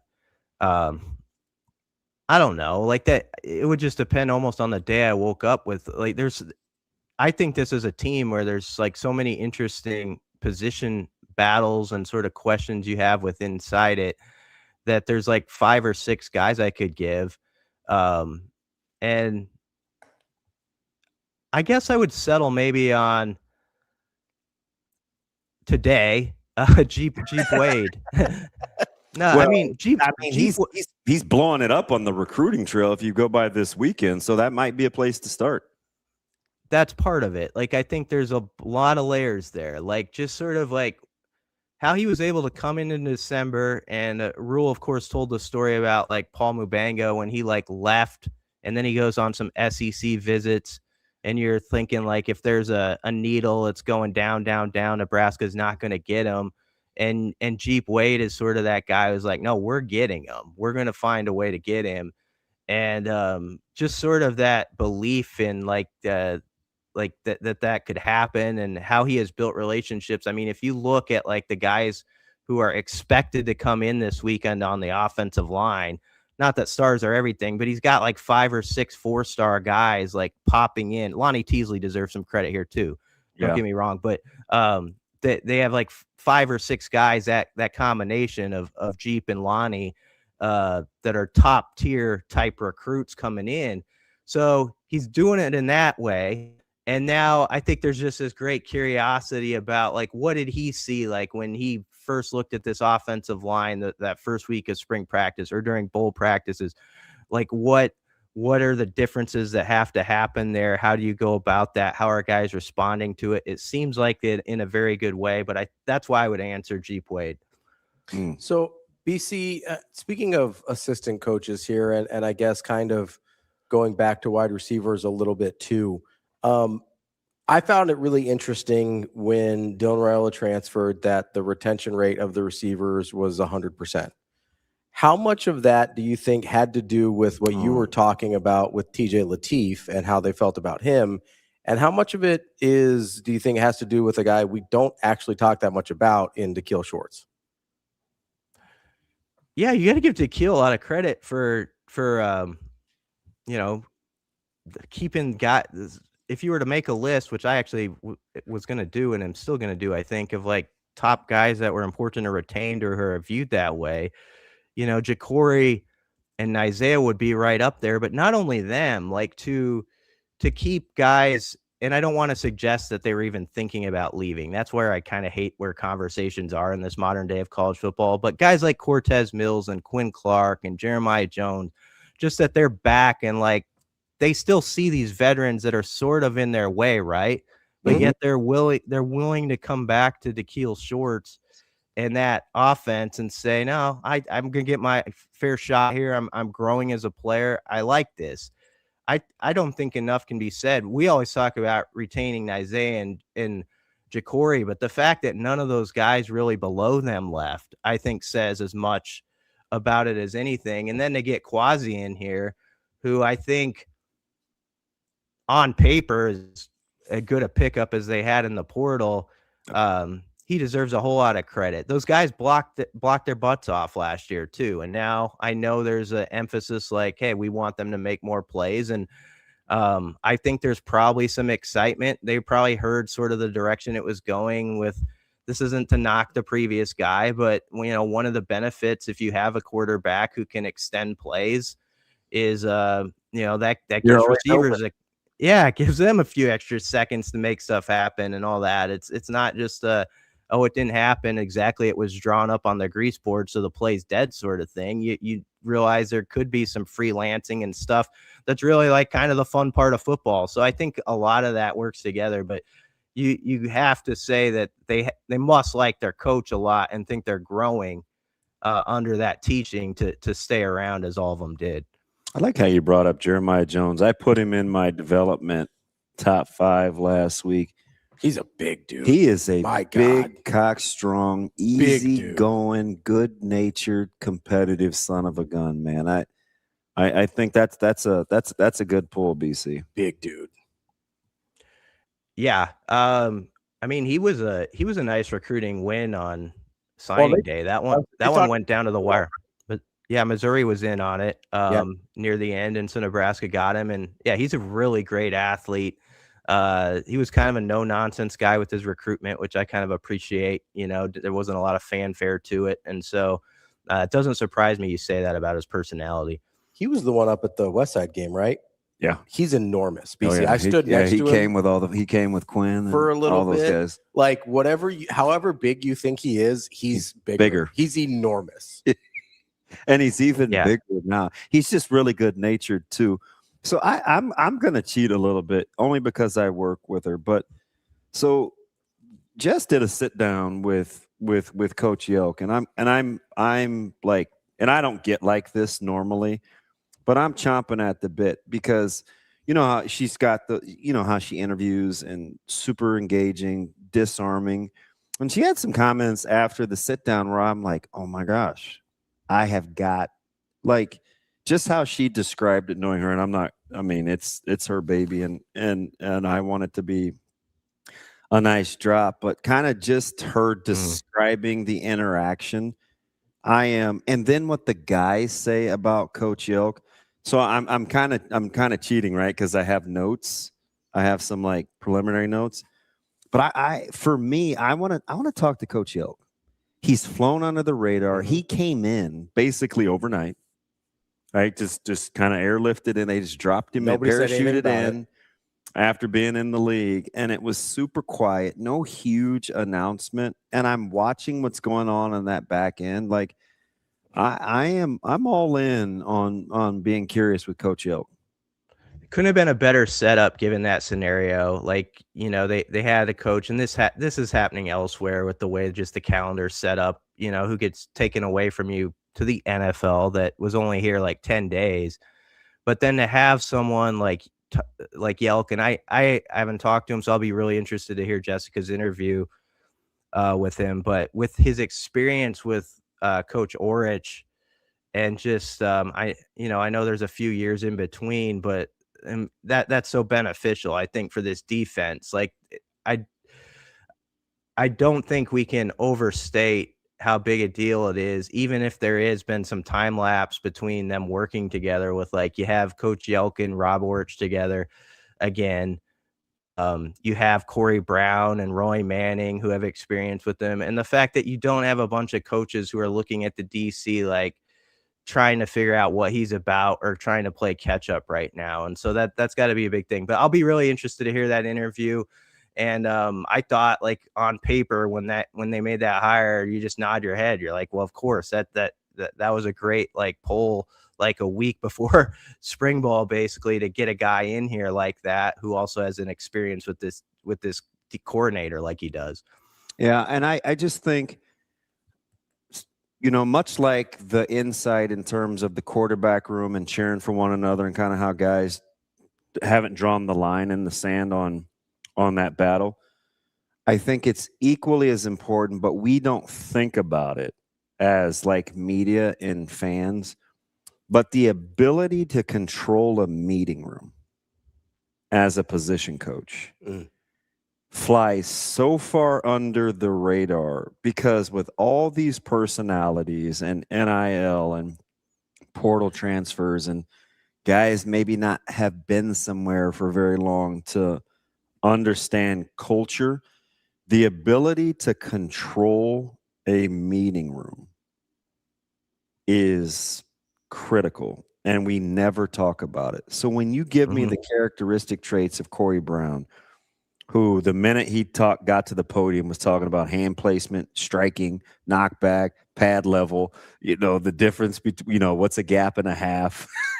Orich talking about teaching and setting edges and how kind of everybody's got their own leadership attributes when it comes to digesting this defense. And when you start talking like that, you just give a team that's searching a chance.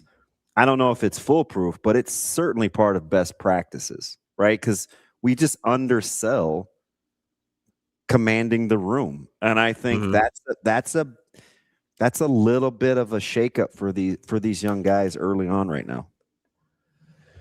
Yeah. Well, that's interesting to hear, and good to hear. People like that about Coach Yelk being that way. It doesn't surprise me.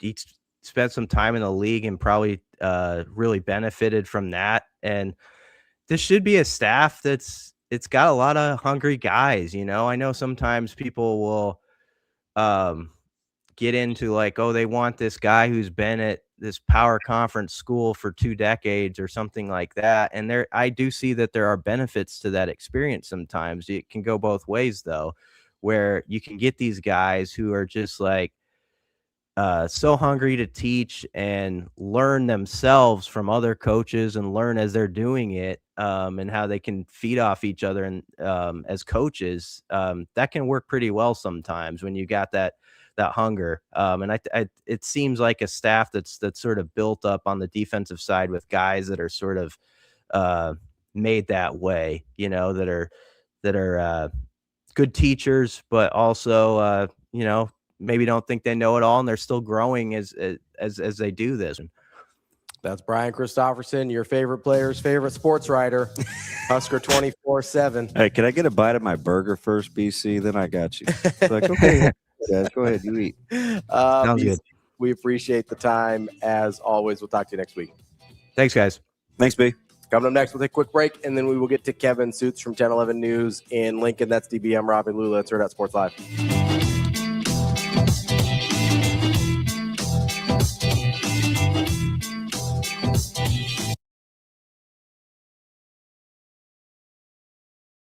Yeah, I think my shot was a little off tonight, but it was just trying to find other ways to impact the game, whether that's on defense, creating for my teammates, rebounds, that kind of stuff. So, it's not always going to be perfect, and I think just being able to, impact the game in a different way is just how I'll help the team. Yeah, a tremendous impact, it's hard to put into words, just every day, they show up every day, they work hard, they pour into their teammates, and they do all the little things. Those three, they're great, and we got to finish this season really great for them, and yeah, they mean a lot to this program and me too.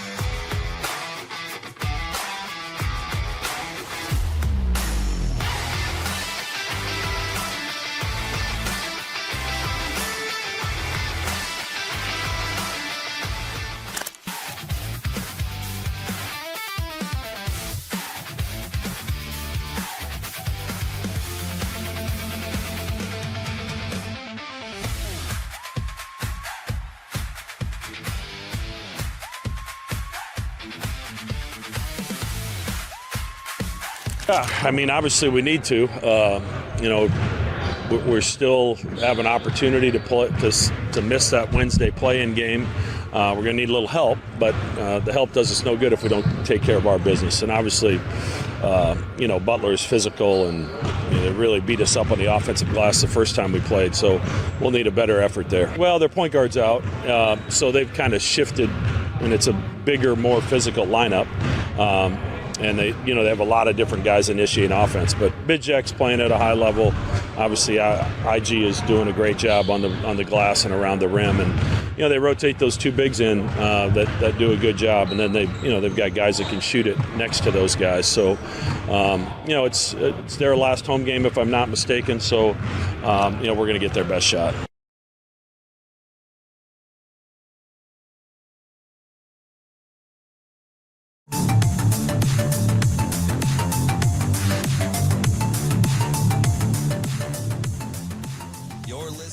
Hurrdat Sports Live.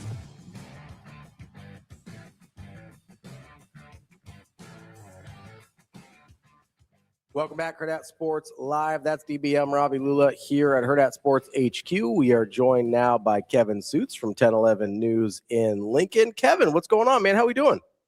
Doing well. Good morning to you guys. I'm glad everybody got to walk into my world with these late night basketball games. That was wonderful. I don't know if you guys enjoyed a 10-15 tip off, but it was amazing. Listen, it's in my wheelhouse, Kevin. I'm never sleeps I'm anyway, not sleeping anyway. I like to be occupied, stay busy. I got no qualms. Now, considering how that basketball team started, it's not just about me, clearly, because they looked a little sleepy, Kev. That wasn't so good. But no, I love watching the WAC West Coast Conference, because you get home from work late and you're always looking for live sporting events to be on. And that was kind of fun to watch the team that's local play at that hour. The game was not fun. I mean, it for me, guys, it was like a street ball game that you show up to. There's some guys playing at the park, and you walk up there and you want to join in, but about 2 minutes in, you're like, I want no part of this, because UCLA was all over them. They were so athletic, and they got after it, and Nebraska just seemed kind of sucker punched at the beginning and never really found their rhythm all game long. Yeah, Kevin, as somebody who actually does try and sleep from time to time, unlike DB over here, I did hit the mid-afternoon nap to make sure I was prepped and ready to go for the late tip, and I gotta say, was not worth it. I was going to say, it's probably a regrettable decision. You wanted that sleep back on the back end of the day, I would assume. Yeah, I actually feel okay this morning, so I think I timed it out right. It was just the basketball experience that was regrettable. Yeah, and there's probably a lot of people that at halftime, they were done. I don't even know what time halftime hit. What, 11 o'clock, 11:15? I don't know that many people hung in there for the second half. So we've seen Nebraska do this, though, Kevin, with kind of the slow starts. We saw it with Purdue, and then they mount a comeback. At what point do you really think, no? With this team, it's hard to say. I don't want to completely say they can't come back against a quad one opponent, and they can against quad 2, quad 3, quad 4. I don't want to oversimplify. That's why I'm kind of wishy-washy on how to answer this question, because they're never really out of it. And plus, I've really enjoyed these Fred Hoiberg halftime videos. I want to see it from yesterday, even though they're not going to put it out because the game ended in a 20-point loss. But I even said at one point in the first half, those dudes are going to get their butts chewed. I mean, it's going to be worse than any halftime speech they've had so far this year. They've just been able to go on those runs in the second half, and that's how they've been able to close the gap and, get over the hump in some of the road games in particular. But Nebraska's biggest scoring run against UCLA was 5-0. It did come in the second half, but that's not enough to make up the ground that they had already fallen behind on. I don't know. This upcoming Sunday is going to show a lot to us, because as of right now, Iowa is a quad 1 team, and can they get another quad 1 win? Not only does it have implications for Big Ten tournament seeding, but just an overall feeling about the team. Not to say that a win on Sunday at home against a team that they really want to beat, and there's a lot of things that go into that game, but it could undo some of the negative feelings that fans maybe have after the UCLA loss. Yeah, Kevin, I think for me, where I lost confidence in the comeback was, I think Nebraska cut it to 10. It was 57-47. And then UCLA gets that little 5-point spurt in basically like one possession. I think that was where I was like, yeah, this probably isn't gonna turn around, especially the way Nebraska was shooting it. But I think more concerning for me, and DB and I talked about this earlier, is for a team that I don't love offensively in UCLA, didn't love how Nebraska defended either. And that's the thing that's been most portable for them. So to not have that locked in the way I wanted to, like if I'm taking a more negative view of what happened last night, not just being like, it was a 10 o'clock start, who cares, like whatever. If there's anything I'm actually going to be concerned about, it's probably the defense more than the shooting. Fair point. I mean, that's good, because if you look at the numbers, and not that you should just look solely at the numbers, Nebraska got out-rebounded. Nebraska got outscored in the paint. Nebraska got out-hustled. Defensively, they had some tipped balls, Ravi, but it just wasn't consistent throughout the course of the game. There's even a stretch, I believe Nebraska was down 15 in the second half, midway through. There's a couple of deflections that led to runouts, but UCLA would come right down and score right after that. So it almost negated good defensive play, and then UCLA just – and the other thing about that, like Donovan Dent scored 4 points. Yeah, that you'd think it wouldn't have been like that. Yeah. He had 8 assists, but I was actually really impressed with UCLA and the way that they played. They played to their strengths, and they didn't get rattled by anything Nebraska did, and they jumped on them early. And, some of the things that, as you diagnose Nebraska from that game, it aligns with what Fred Hoiberg says all the time. Number one being, we've got to start fast. They didn't start fast. And we got to have active hands and tip balls. And they did, but not consistently over the course of the game. So Fred knows his team well enough that there are a couple of things that must occur for them to win or have the best chance to win, especially against a quad one opponent. I just think on some of the other contests, the Marylands, the Rutgers, the Minnesotas, they can sometimes overcome some of their deficiencies over the course of the game. Against better opponents, you just have to be better for 40 minutes. So I asked you a couple of weeks ago, I said, hey, are you closer to the relax or the trending in the wrong direction, kind of the angst? Nebraska fans, at least in my sphere of influence, as I'm kind of seeing this on the social ether and in the stream, are very not happy. I was surprised at kind of the negativity that surrounds kind of who these guys are given their standing. Have you changed your tenor at all? I don't think so. I think I'm still in the relaxed crowd. I mean, what are they at? 25 wins right now. I mean, at some point you got to check yourself and be like, they're 25-5. They're a top 10 team right now. And there's still hay to be made on the back end. And it really comes down to what happens when the NCAA tournament begins. So, they haven't trended so far downward that I'm in that angst scenario that some of the fans are. I just think that there's a lot of feeling spoiled in the 20-0 start that it kind of distorted the view. At the end of it, there's 30 games that have been played. Nebraska's won 25 of them. Of the losses, they're all the quad one opponents. They also have quad one wins. So that tells me just to stay calm, and there's really no reason to flip out over what's happening with Nebraska basketball. I always just try to look ahead and what's next, and a huge opportunity on Sunday. And that's going to be a lot of fun. Iowa on a Sunday afternoon in the regular season finale. Kevin, how much differently do you think Nebraska fans would feel right now if, let's say, Nebraska started 18-2 and was currently sitting at 25-5? Ooh, great question. I wonder what the 2 losses are. Is there a non-con? Do they lose to Winthrop in there, or are the losses to Michigan State and pick another one of the good opponents that was early in the year? Let's just say Kansas State, because at the time we didn't know Kansas State was what they are now. I think that the 18-2 versus 20-0 conversation is unique because we just don't know what those losses are. If they were to really good teams, I don't know that the vibe's going to feel much different. If there was a stinker in there, I think you probably start to feel a little bit of a panic, because that would indicate that, round of 64, you'd maybe have some worry and concern about what might happen in Nebraska tripping up when it comes to the big dance. Let's say it's Illinois and Ohio State. Ohio State's a bubble team. They split the Illinois-Michigan State instead of sweeping Illinois, Michigan State. Let's say it's Ohio State and Illinois. Okay, Illinois, I just throw out because I think they're really good. Ohio State's a bubble team, so I think now we're in that area of I don't feel so great because it's a bubble team, and a bubble team is going to be similar to a round one opponent. Everything just looks for me. It just points towards the NCAA tournament. I've asked so many people, how would you feel if Nebraska won the Big Ten tournament but lost in the first round? And I think unanimously, people would rather win in the first round at all costs right now.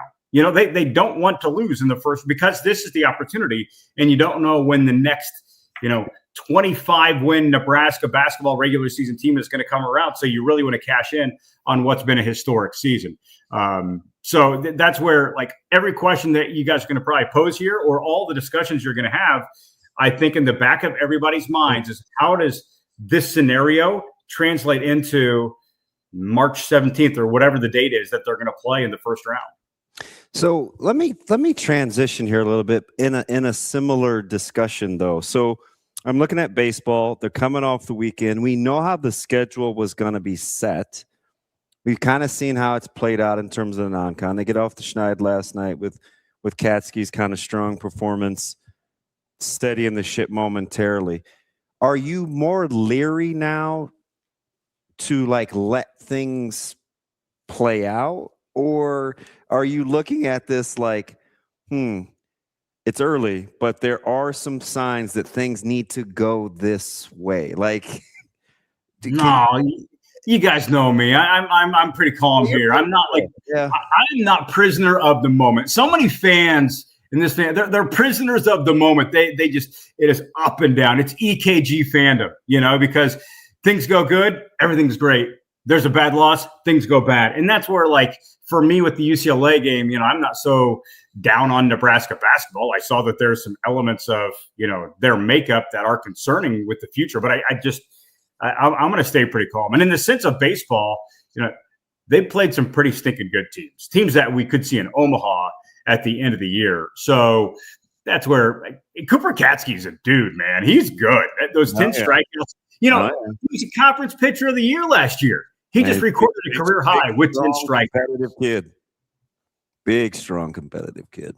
And I was also really impressed with Jason Unger at the end of the game. He comes in, and I know that they had things got wobbly there for Nebraska baseball in the home opener on Tuesday, but his stuff is electric. He had a little bit of issue with his control, but man, coming up with a few big plays in the eighth, strike out in the eighth, and then a pretty sweet defensive play there to end the game when Omaha had the tying run at the plate. It got a little bit dicey for Nebraska, but they found a way to win. Yeah. Kevin, what's your state basketball schedule look like? Oh, we're not sleeping, baby. We're going DB sleep schedule. We're just watching game after game after game. Excited that 8 Lincoln teams between boys and girls make the field. I thought that, Monday night delivered for Nebraska, for Lincoln basketball. I was concerned because it's been such a good year for Lincoln boys. And if that thing looks one way, you could argue that it was kind of all for naught in this really special year. But the fact that Pius beats Wahoo, they're in the Class B field, that's pretty awesome. Lincoln High wins at Creighton Prep, and they're going to state for the first time since 2010. Lincoln High has never played inside Pinnacle Bank Arena, the boys. That's awesome. I mean, that's going to be really cool on Wednesday. Their last berth was in 2010, and it's a team that they've had some success, and then they would have a bad loss or two. So, again, to go back about 3 minutes when you're asking about, where do I land on the get worked up or stay relaxed, just stay relaxed. Lincoln High, stay relaxed. And, look, they're going to the state basketball tournament. So, and then, of course, you got Southwest. And, district championships, you're cutting down the nets, you're hoisting the trophy. They were just so – all right, when's our next game? They have their eyes on a pretty big prize, and this Lincoln Southwest team is pretty special with those Sanders boys. They're seniors. Go watch them. They combined for 54 the other night in the district final. Some pretty good talent in Lincoln, and it's pretty exciting that that's going to be showcased at the boys and girls state basketball tournament. Yeah, it's I think you look up, and I have another question on the heels of this, but they had the kind of sneaky loss to Central. It was a buzzer beater. They lost to Bellevue West. They lost to Creighton Prep. and to West Side, right? Those are the 4 losses. They could make the case that they have the best 4 losses of anybody, but that's no moral victory. Are you more surprised that Lincoln High's in it, that North Star's not, or that Lincoln Southwest finds themselves in the position that they are? Okay, ask the question again. Am I more surprised that Lincoln Southwest is in its position, that Lincoln High is in, or that North Star is not? I'm going to go process of elimination. I'm not surprised that North Star is not in it. Don't come after me, Gator fans. They had that game in the bag, but there's just some undisciplined elements with that team that they weren't able to seal the deal, and that doesn't totally shock me. They're super talented and so fun to watch, and they had a shot to win it too. So I'm going to rule that one out. So now it's between Southwest and the position they're in, or Lincoln High in it. I'm going to go Southwest in the position that they're in. We knew that they're going to be a good team. The fact that they've spent a few weeks ranked number 1 in the state, and if you were to pull a bunch of people and ask who they think is going to win Class A, which is as open as I can remember in a long time, I think the Lincoln Southwest is as much of that conversation as anybody. DB, you mentioned their 4 losses. Keep in mind, one of those losses, they played on a Monday, and it was right after the conference tournament, which they won. So they had tired legs. A good team came to Lincoln. It might have been West Side, and you could tell they were just fatigued, and they had put so much into the hack. So, I give them a pass on that loss. So their resume is as good as anybody's in the state. That is Kevin Sjuts, 10-11 News in Lincoln. Kevin, appreciate the time as always. It was great to see you on camera this morning. We love it. That's a couple times now. I'm kind of, don't spoil us now, Kevin. So I'm just saying. We can start throwing out all the random, team youth apparel shirts, if we want to start to do this. What are we rocking today? I thought we got prospects. We got the Nebraska prospects hoodie on today. There you go. I got a ton of their hats. You had them on yesterday. I was wearing a Nebraska prospects short sleeve hoodie yesterday. Dude, their swag is incredible, and they do different color schemes. They have so many different logos. Whoever comes up with their merch, fantastic job. They've got some really neat stuff. The Collective Legion coaches just rolled all their eyes at us like, okay, you guys, knock it off. If you can get me a bead on a corn cob hat, let me know. All right. I have 3. Oh, they're floating around everywhere. I mean, I got a red, white, and blue one with the red cob and the blue husks. It's pretty sweet. Yeah, they got the powdered blues. They've got about everything in there. Hey, you know what? And we'll make sure we get some Legion merch on here and some high school baseball. And I've got. You know what? East Butler won a district championship. What was it? 2 nights ago? Yeah. I've got an East Butler t-shirt delivered by Sean Biltoff, their football coach. This is from many years ago. So East Butler has a big win. They're going to state in basketball. I don't care that it's an East Butler football shirt. That night, I'm wearing East Butler t-shirts, so I can start bringing that stuff to you guys on the show here. I saw Brainerd East Butler clan at wrestling, man. It was giving me Makovica throwbacks, but I didn't dare broach the topic. I kept it moving. That's good stuff. All right, Kevin, we appreciate it. We'll talk to you later. Be well, boys. Thanks, Kevin. Coming up next, we've got Steve Marik from Inside Nebraska. Talk a little more Husker hoops. That's DBM, Ravi, Lulla. It's Hurrdat Sports Live.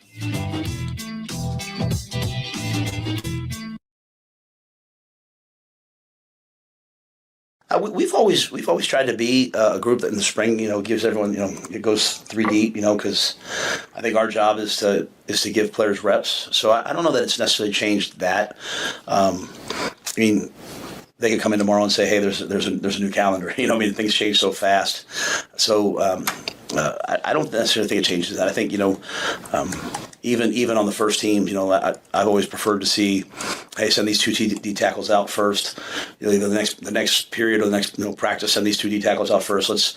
Let's get a bunch of pictures of a lot of guys, getting reps with both the ones and the twos, So we're, like I said, we're in an evaluation phase of both of trying to teach them their technique, teach them the X's and O's on their side of the ball. At the same time, also see what they can do and tailor things to them.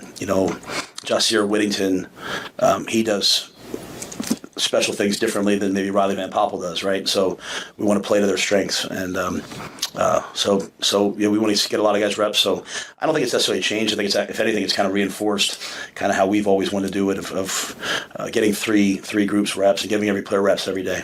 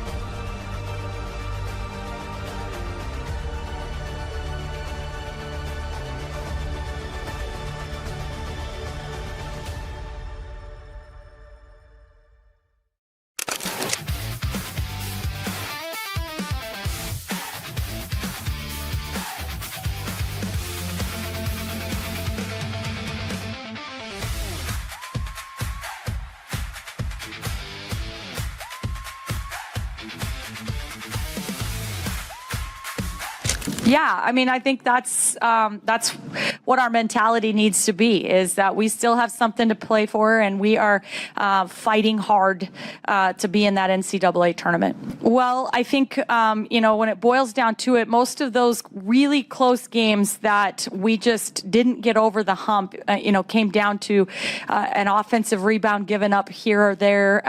Just rebounding has kind of been a little bit of a thorn in the side. And then, a day like today, it was our goal to keep them under 6 offensive rebounds. We held them to 4 and, out-rebounded them by 11. And that gives us a chance. If we will guard and rebound, it gives us a chance. And I think that's kind of got to be our mentality heading into postseason play.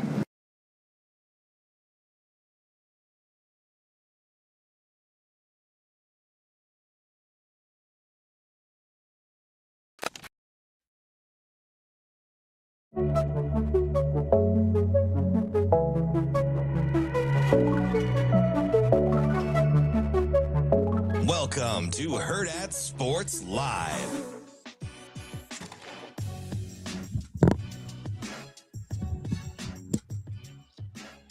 Welcome back, Hurrdat Sports Live, presented by Next Gen Mail Medical. That's DBM Ravi Lulla here at Hurrdat Sports HQ. We are joined now by Steve Marik from inside Nebraska. Steve, how are we doing this morning?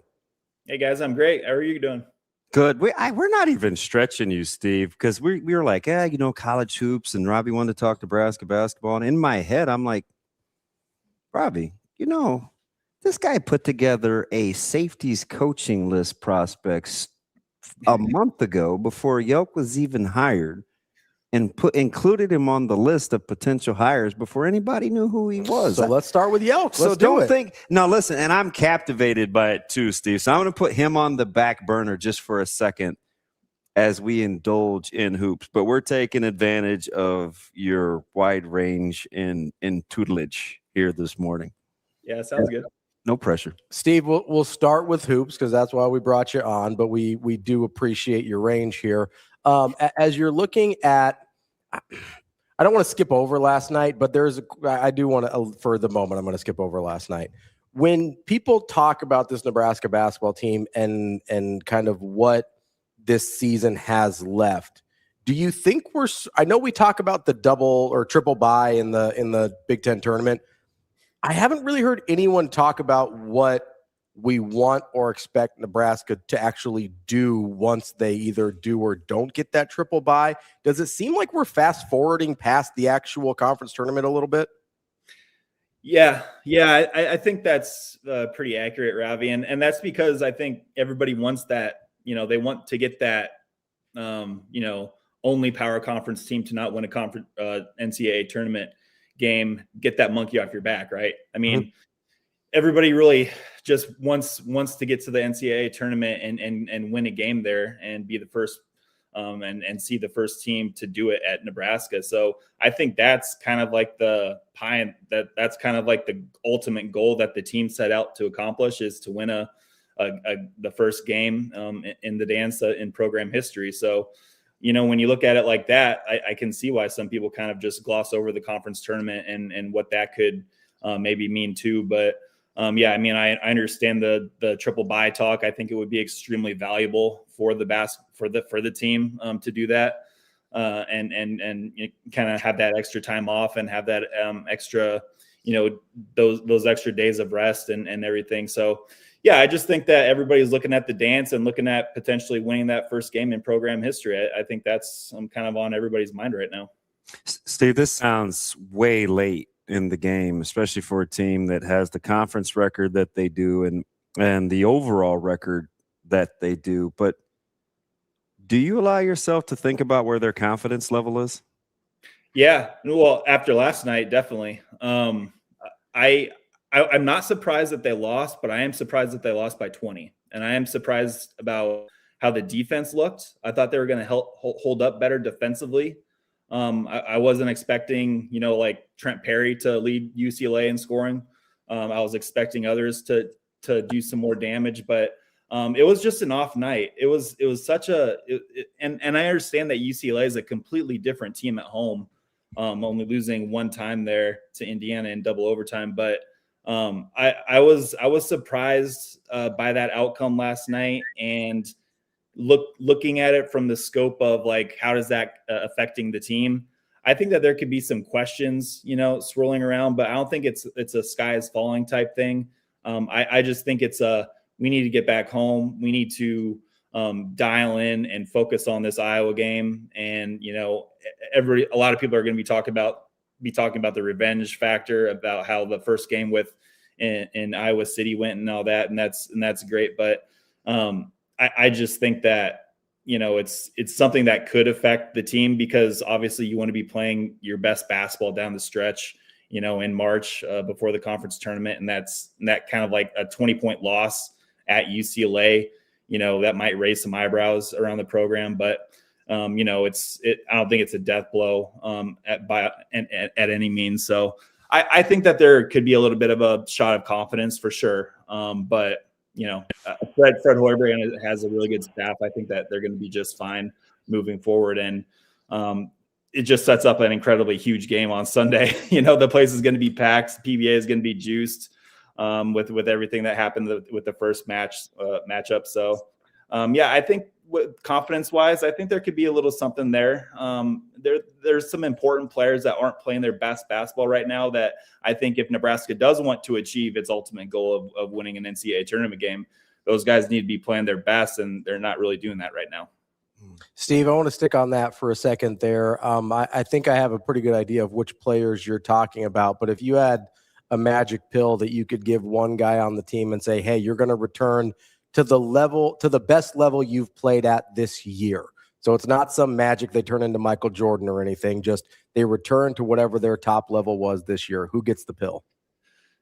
I want to say Jamarcus Lawrence, but I'm just going to go with the easy answer of Rink Mast, because what makes Rink so special, in my opinion, is not that he's just like a playmaker at your stretch five where he can just, facilitate the offense, whether he's at the elbow or whether he's out beyond the arc.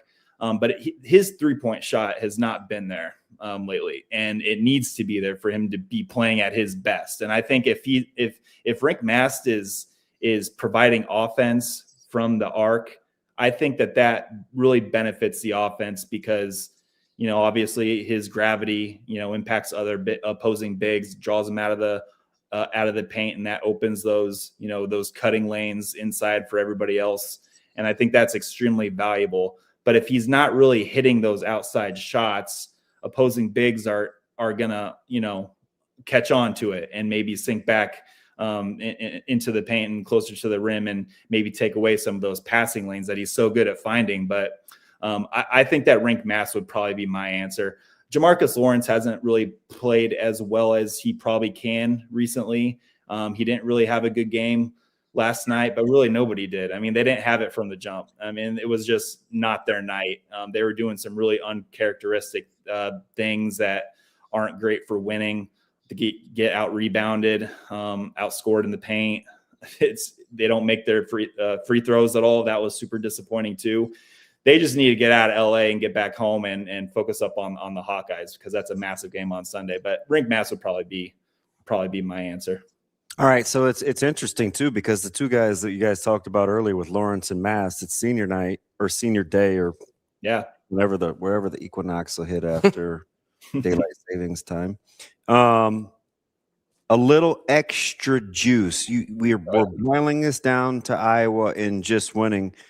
How important is it, in your opinion, if you were going to like sprinkle some magic dust and you say, hey guys, listen, just stay in the moment. Like, don't allow yourselves to be like, oh, it was just Iowa. Like, let's just take Iowa at home, right? Because this is what we'll do, right? This is notorious fandom. It's like, well, it was senior day. They got past Iowa, but that UCLA, like, how important would you caution us to stay where we are with this team? Got to stay in the moment. Got to absolutely stay in the moment. You can't be looking in the rearview mirror. It's only got to be. I mean, that's what Fred's going to say too. Is just like, burn that game tape at UCLA and move forward and look forward with your eyes forward. So that's what he's going to say. And honestly, that's what you need to do. I mean, anytime something really bad like that happens, like that UCLA loss, I mean, the only thing to do is to just keep moving forward and focus on what's next. And what's next is Iowa and clinching that triple bye, because I think the team would really benefit from that triple bye, like I said earlier. So I think there's going to be some like thinking back to that UCLA game on Sunday, before tips, like, oh, how is that going to affect this team for this game against Iowa? I think there's going to be a little bit of that, just because, again, I was not expecting a 20-point loss, a blowout like that where nothing went right. I mean, they got it down to 10, of course, but once I think Perry hit a mid-range jumper, and then Bilodeau slipped that screen and knocked down a three.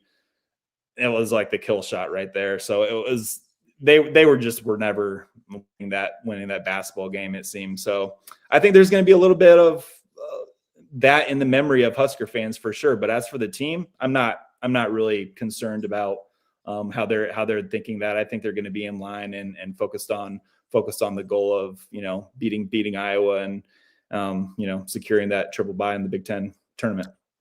Steve, do you think we're overreacting to the margin at all just because of how it looked and felt? I mean, most people, when we talked about the LA trip, they're like, oh, if we can split it, that'd be great. Most people thought USC was more likely to be the win than UCLA, considering what the teams were and what UCLA has been at Poly. Like, if this ends up being a 12-point game over a 20-point game, are we having a totally different discussion? Like, how much of this is an overreaction to what the margin was? Yeah, it might be an overreaction, but I just think that maybe a lot of people are expecting them to put up a bigger fight, a tougher fight out there. And especially defensively, like like everybody talks about the offense, but like Nebraska's defense has been so good this year. Their rotations have been so good. The way they fly around with their hair on fire. And I've just had a lot of fun watching them, but it just wasn't clicking last night for whatever reason. I'm just wondering like how if that's going to trail on to the rest of the games. So yeah, I just think that there's going to be a little bit of that there, and we'll have to see how they respond. It's all about responding right now and how you do it. But yeah, I just think there might be there's probably some overreaction for sure, just because of the 20-point loss. But I think that's just because everybody expected them to put up more of a fight than they did out there. But again, it's at the end of the day, it was the last game of that West Coast swing. It was a really good opponent, and it's one game, and they still have, 25 wins, 25 wins right now on the season. So they're still a really good basketball team, and they're going to be in the NCAA tournament and have all of their goals still in front of them. So there's going to be some overreaction, but maybe it's a little bit too early to think doom and gloom. Steve, I want to hit rewind. About 3.5 weeks ago, a month ago, give you your flowers, right? men don't get their flowers typically until they die. It's just we just come to expect it. It's what men. Yeah. But I got you. I am here for your daisies and roses and tulips. Big tulips guy. No, tulips are more associated with death. Oh, okay. But Steve, like you did a deep dive, right? You know, Steve, Coach Taylor was kind of like, I almost said Steve. Miles, kind of like a thief in the night, right? Mentor gets hired, Ravens snatch him up. You go right to work in terms of guys that can be on Nebraska's radar. You went through the Orich connection, came up with a nice short list. One of your guys was nailed on the list. And Yelk, how much does he intrigue you considering you did your homework so early? Basically, the next day, I think you did the deep dive.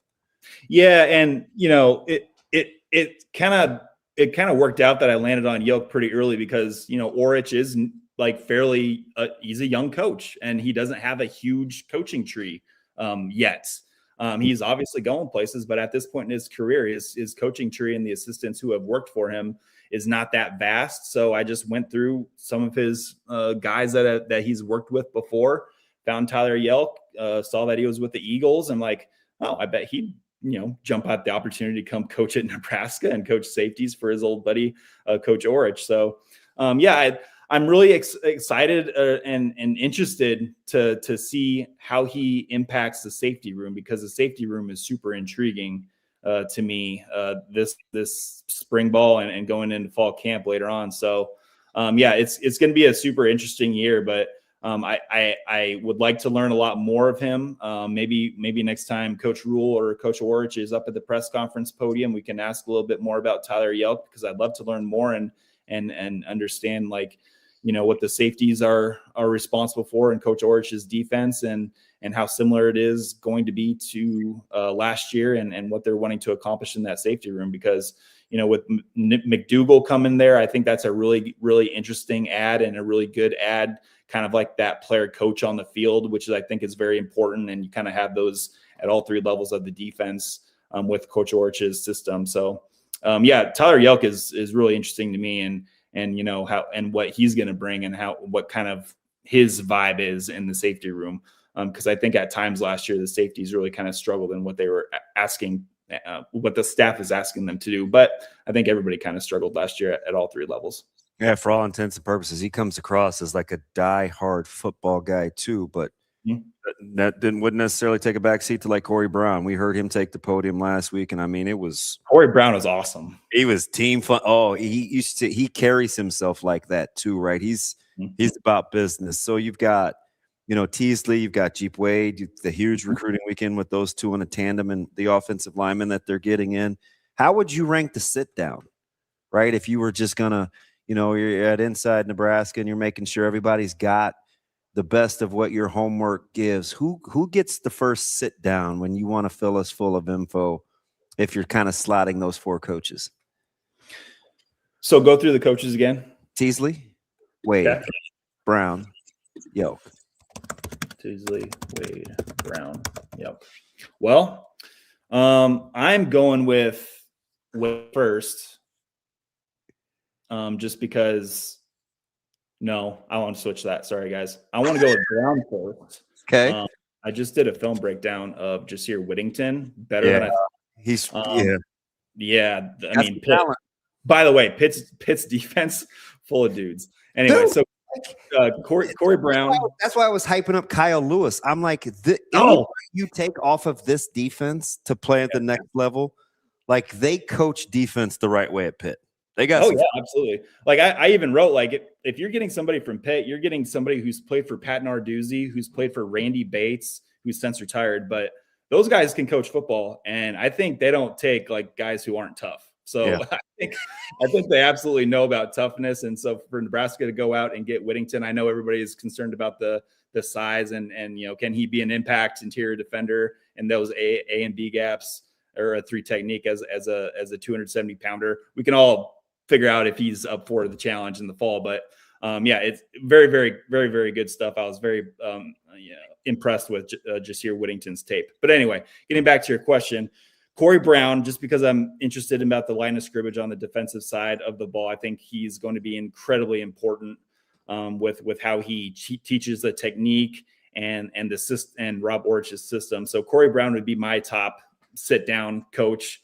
But then Jeep Wade and the shift of what they're going to want to be doing on the offensive side of the ball and how they're going to be wanting to block, especially with potentially a dual threat quarterback who can really do some things, in the run game by adding an extra, gap that defenses need to defend and everything. And especially how that could maybe impact the red zone offense too, and being more efficient in scoring touchdowns. So Jeep Wade is going to be really high on my list too. And then probably Tyler Yelk and then Lonnie Teasley. That'd be my order. So Brown, Wade, Yelk, Teasley. So Steve, what's funny talking about Whittington and Pitt and that whole sort of defense over there is DB. I don't know if you remember this. I brought them up last year when we're having this conversation. A smaller, undersized front about defensive lines that are undersized that do a good job of stopping the run, specifically stopping the run because of all the consternation that was going on at Nebraska last year. So it is kind of ironic that they bring in a guy from Pitt that I would feel very confident in. But I also think it's interesting you chose Coach Brown in your discussion as well, because I should have added Coach Manning, but it was getting chunky. I do think Coach Manning is a good one too. I do think having someone different in that room could dramatically change the results, even though we largely have a lot of the same cast of characters. Fair or foul? No, I think it could. I think just a fresh start for everybody with a new teacher. I think that could go a long ways. And especially like we know Roy Manning and his history with Coach Orich. He understands what Coach Orich wants and everything. And you're right. There's a lot of the same guys in there. They add the UCLA transfer, Anthony Jones, who's really flying under the radar, by the way. Yeah. He's off to a really good start. I'm interested to do kind of like a deep dive on him and see how he handled last season. I know he was battling, I think it was like a shoulder injury when he played Nebraska, so I'll keep that in mind. But Anthony Jones is for sure flying under the radar, and I'm really interested to see how he and Roy Manning kind of mesh together and what kind of comes out of that. But also, the guys that are more guys flying under the radar, maybe like Willis McGahee. That's a big one that I'm kind of really interested in, and how he kind of impacts the defense, maybe as a pass rusher in certain situations and a specialty pass rusher. So Roy Manning I'm super interested in as well, because I think he's a really good coach. He's been there, he's done that, he's played at Michigan, he's coached at Michigan, he's coached at all these really good power conference programs, and I'm really thinking that he's going to make an impact. I'm really curious about how the defense is going to perform, especially up front, and everywhere, obviously. But I think the new coaches that Coach Rule has infused into the program are going to do some good, because they just seem about the football, and they are really big on technique. And I think that's exactly what this program needed in a really important offseason entering Rule's year 4. Oh man, you ought to bag and tag that. That's critical, right? Right where they are, critical year 4, getting back to the fundamentals. It sounds, counterintuitive, right? You'd think year 4, you should be past that. But what I think will get these guys over the hump is that. And Steve, and I the reason I always like talking to you, and certainly reading your stuff, is you like the football, the techie side of it. So you hear Coach Brown talk about a gap and a half, or true 4 down, or winning one-on-ones, or hand placement. Or Coach Manning and Coach Orich talking about winning in a pass rush in phase at the top of a move, right? Like not just taking any of that little stuff for granted. You got to think that a lot of these guys, they're in prime position, whether they win 9 games or 6 or 5, they're in prime position to be taught, right? Isn't that kind of where even in year 4, you're allowing yourself to go with your thought process? Yeah, absolutely. I mean, like I think of like what Williams Nwaneri can do, Cade Petchock, Jordan Ochoa. I keep forgetting about Jordan Ochoa. I'm always interested in Jordan Ochoa. Love me some Jordan Ochoa. But Cam Lenhart, all these dudes who are coming back. It's like they have new life. And it's like I have new life with them. And maybe I was ready to write off someone. It's like, oh, he's never gonna pan out here. He's gonna transfer out. But with these new coaches coming in, for whatever reason, just learning about them and hearing them talk and learning about what they're about, I think that it's going to be such a good thing for all these guys. They're going to get developed. I really feel like they will. Now, is that going to result in wins and a really strong defense in the fall? We'll find out. But I just think that there's a lot of good things happening in the program right now. And I think the program, Coach Rule, is handling it the right way this offseason with not being all out there, with not – it doesn't seem like a lot of talk this year. It seems like a lot of like getting down to the football and just worrying about the football, putting your head down and just going and not making more about anything. I just think that the lack of talk, the lack of social media presence is really good for the program and what they're going to be trying to accomplish in 2026 with a challenging schedule. At least it looks challenging right now. It's going to be tough, but I think they have added the ingredients to the football team to make it better and make it, something to root for and follow along with great interests, which I will be doing. Steve, it's funny. A lot of our conversations here have been about the defensive side of the ball and, there's a lot of coaching turnover, things like that. But are you surprised at all how little of the offseason seemingly has been used to discuss the offense, which had its problems last year, going to have had a ton of turnover in the quarterback room, had turnover on the offensive line in terms of not just players, but also coaches as well. Are you surprised at all we're not talking more about the offensive side of the ball? Yeah, maybe because, I think that when we close our eyes and we imagine like a starting lineup out there, like the starters, I think many people already kind of like have a really good idea of who's going to be out there. And now it's just kind of like a waiting game, right? Like, at quarterback, I think Anthony Calandria is the heavy favorite to be the starter. I understand that there should be a quarterback competition, and that's what the spring is for everybody to go out on the field, get reps at practice and get better. And then everything will pan out in the fall in fall camp. But I think Anthony Calandria is going to be your starting quarterback if everything goes to plan. And then with the offensive line, if you close your eyes and you got Elijah Pritchett at left tackle, Paul Mubanga at left guard, Justin Evans at center, Brandon Black, the Iowa State transfer, at right guard, and then Tree Babalade at right tackle. It looks like a pretty good offensive line. Obviously, there's going to be some things to work out. Chemistry is very important for offensive linemen. So they're all learning each other right now and getting to know each other. And there's a long way to go with that.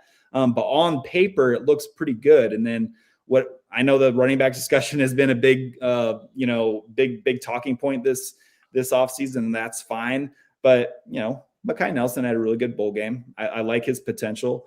Isaiah Mosey can do a lot of different things. I like his potential. They're just young and they need game reps. And who knows what Jamal Rule can maybe offer in the fall if he continues to keep accelerating with his development under a really good developmental running back coach with EJ Barthel. So, and then the wide receiver room, there's really not much to complain about. There's a lot of guys in there that I really like. Quasi Gilmore was an excellent addition that kind of came out of the blue for me because I really wasn't expecting Nebraska to be in the receiver market in the portal. So there's just a lot of really set. I don't want to say set because like starters haven't been named, but I think you have a good idea of who's going to be out there. And I think that's why maybe everybody's just kind of like more focused on the defense because the defense maybe needed a little bit more work than the offense did. But that's just where I'm coming from. What about you guys? Were you surprised? Well, hang on real quick. That's a good question. Glad you threw it back in my lap. Let me ask you something real quick though, because Coach Holgorsen, I felt like he took a little bit of heat. I felt like it was kind of unnecessary last week when he was talking about, or 2 weeks ago, the lack of a portal addition. Walked through Ives and short yardage and Mekhi, and then said, if you got to if you get one, you have to lose one. And, he talked about roster limits. Were you surprised that he was so candid about, their expenses and kind of where they're at? Because I think it would be easy to have bring the false or the alarm bell, oh my gosh, we don't have any money. I think he was just being practical in his delivery. Is that giving him too much of the benefit of the doubt, or just was kind of telling it like it is, or did that kind of raise some eyebrows for you in terms of that delivery? No, I think first of all, that's just who Dana is. That's how he always is. That's how he operates with the media. He just says it how it is, and if he believes in something, he's going to say it, whether it might raise some eyebrows outside of the program or not. But that's just who he is, in my opinion. And when he's talking about the roster numbers and how somebody would have to leave to add another one, I think that's the program, and that's just roster building and how it is in 2026. I mean, you can only do so much, right? And I think that's what Nebraska was maybe battling a little bit this offseason. But at the same time, you have to weigh, can you go and get somebody in the transfer portal who's going to maybe outperform or maybe just make your room better? And you have to just weigh, are you willing to spend those resources to do that, or are you confident in what you have right now and you coach them up and you roll with what you have? And I think Nebraska. Do you want to go pay $750K for another back? I mean, that for a running back too, that's a position where there's a lot of wear and tear on guys. And, I think a lot of guys can be an effective running back in college football, in my personal opinion. And I think when you look at what Nebraska has in the running back room right now, I see a lot of potential. And I see a running back coach in Coach Barthel who has showed us that he can develop guys. And so when you put those two together, I really feel good about what they have in the running back room of, just continuing to get better throughout the season. How those guys are going to be performing against Ohio is not going to be how they're going to be performing later in the season in November. So I just think that there's going to be a continual development in those guys in the running back room. And I can understand why Nebraska chose to stand pat with what they had and roll with what they had. So that's just kind of where I see it. And I think that Nebraska was just maybe being good stewards or being okay with not branching out and, spending a lot of resources and just, sticking with what they have because they believe in what they have. And I think they really do. I don't think they're just saying it at press conferences. Steve, great stuff there. That's Steve Marik from Inside Nebraska. It's a lot in there. Steve, we appreciate the time as always. Let's talk again soon. Thank you, guys. Thanks, buddy. That is Steve Marik from Inside Nebraska. A couple things. He's all the way comfortable. He does a good job. Yeah, a couple things I want to get back and catch on the other side here, but let's take a quick break. That's DB. I'm Ravi Lulla. It's Hurrdat Sports Live.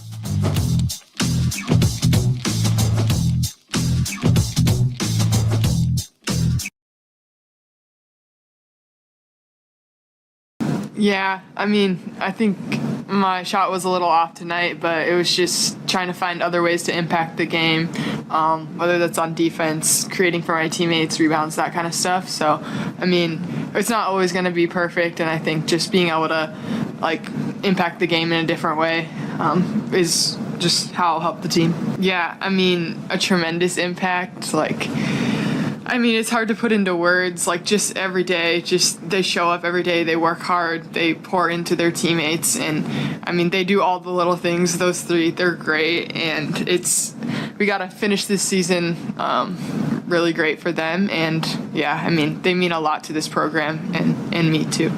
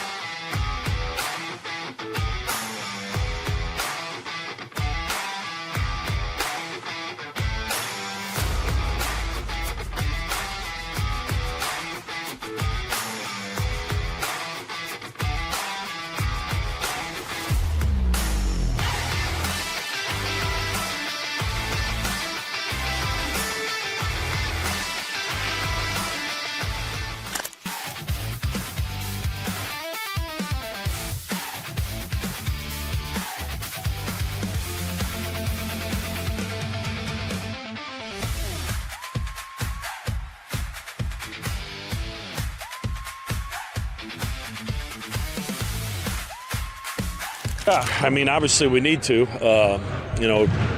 We're still have an opportunity to miss that Wednesday play-in game. We're going to need a little help, but the help does us no good if we don't take care of our business. And obviously, Butler is physical, and they really beat us up on the offensive glass the first time we played. So we'll need a better effort there. Well, their point guard's out, so they've kind of shifted, and it's a bigger, more physical lineup. And they have a lot of different guys initiating offense. But Bidjak's playing at a high level. Obviously, IG is doing a great job on the glass and around the rim. And they rotate those two bigs in that do a good job. And then they've got guys that can shoot it next to those guys. So it's their last home game, if I'm not mistaken. So we're going to get their best shot.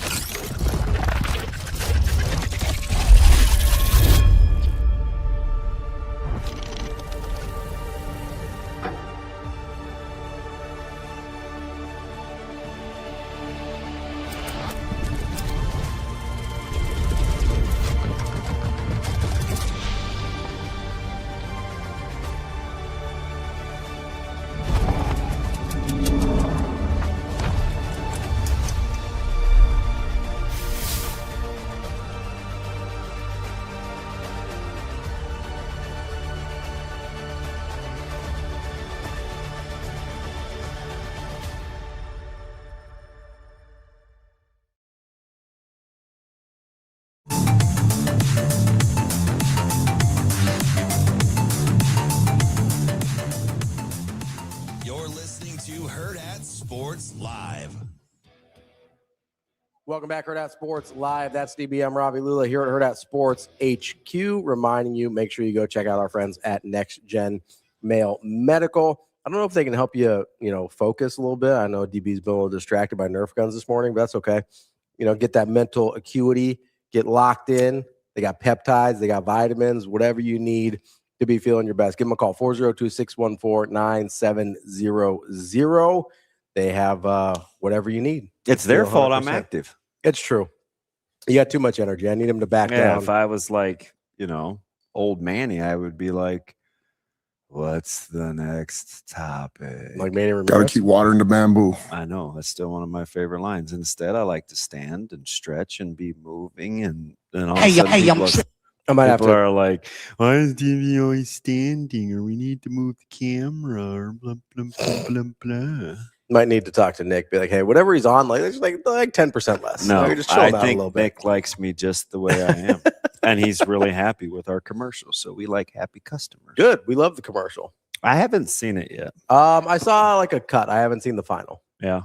Somebody said yesterday, was it my courthouse guy? He's like, hey, nice Next Gen commercial. No, it was Heath.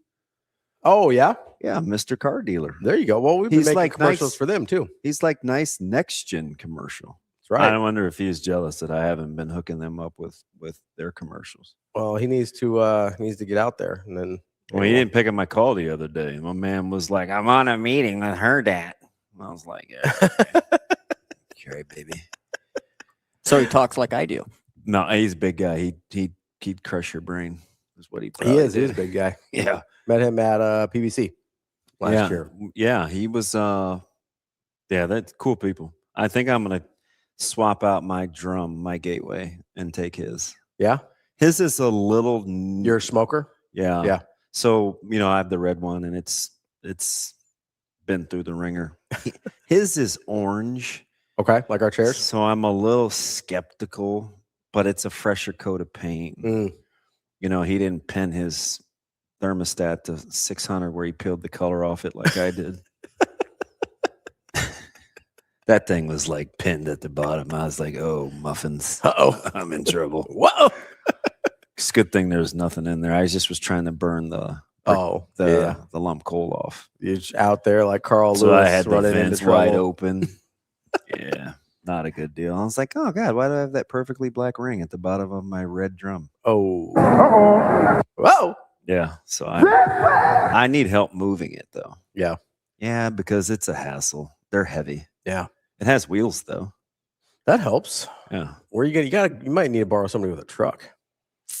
Yeah, because he has one. You can give me one of his. Well, Heath, get out of here. Come on, man. What are we doing? He'd be like, come on, bro.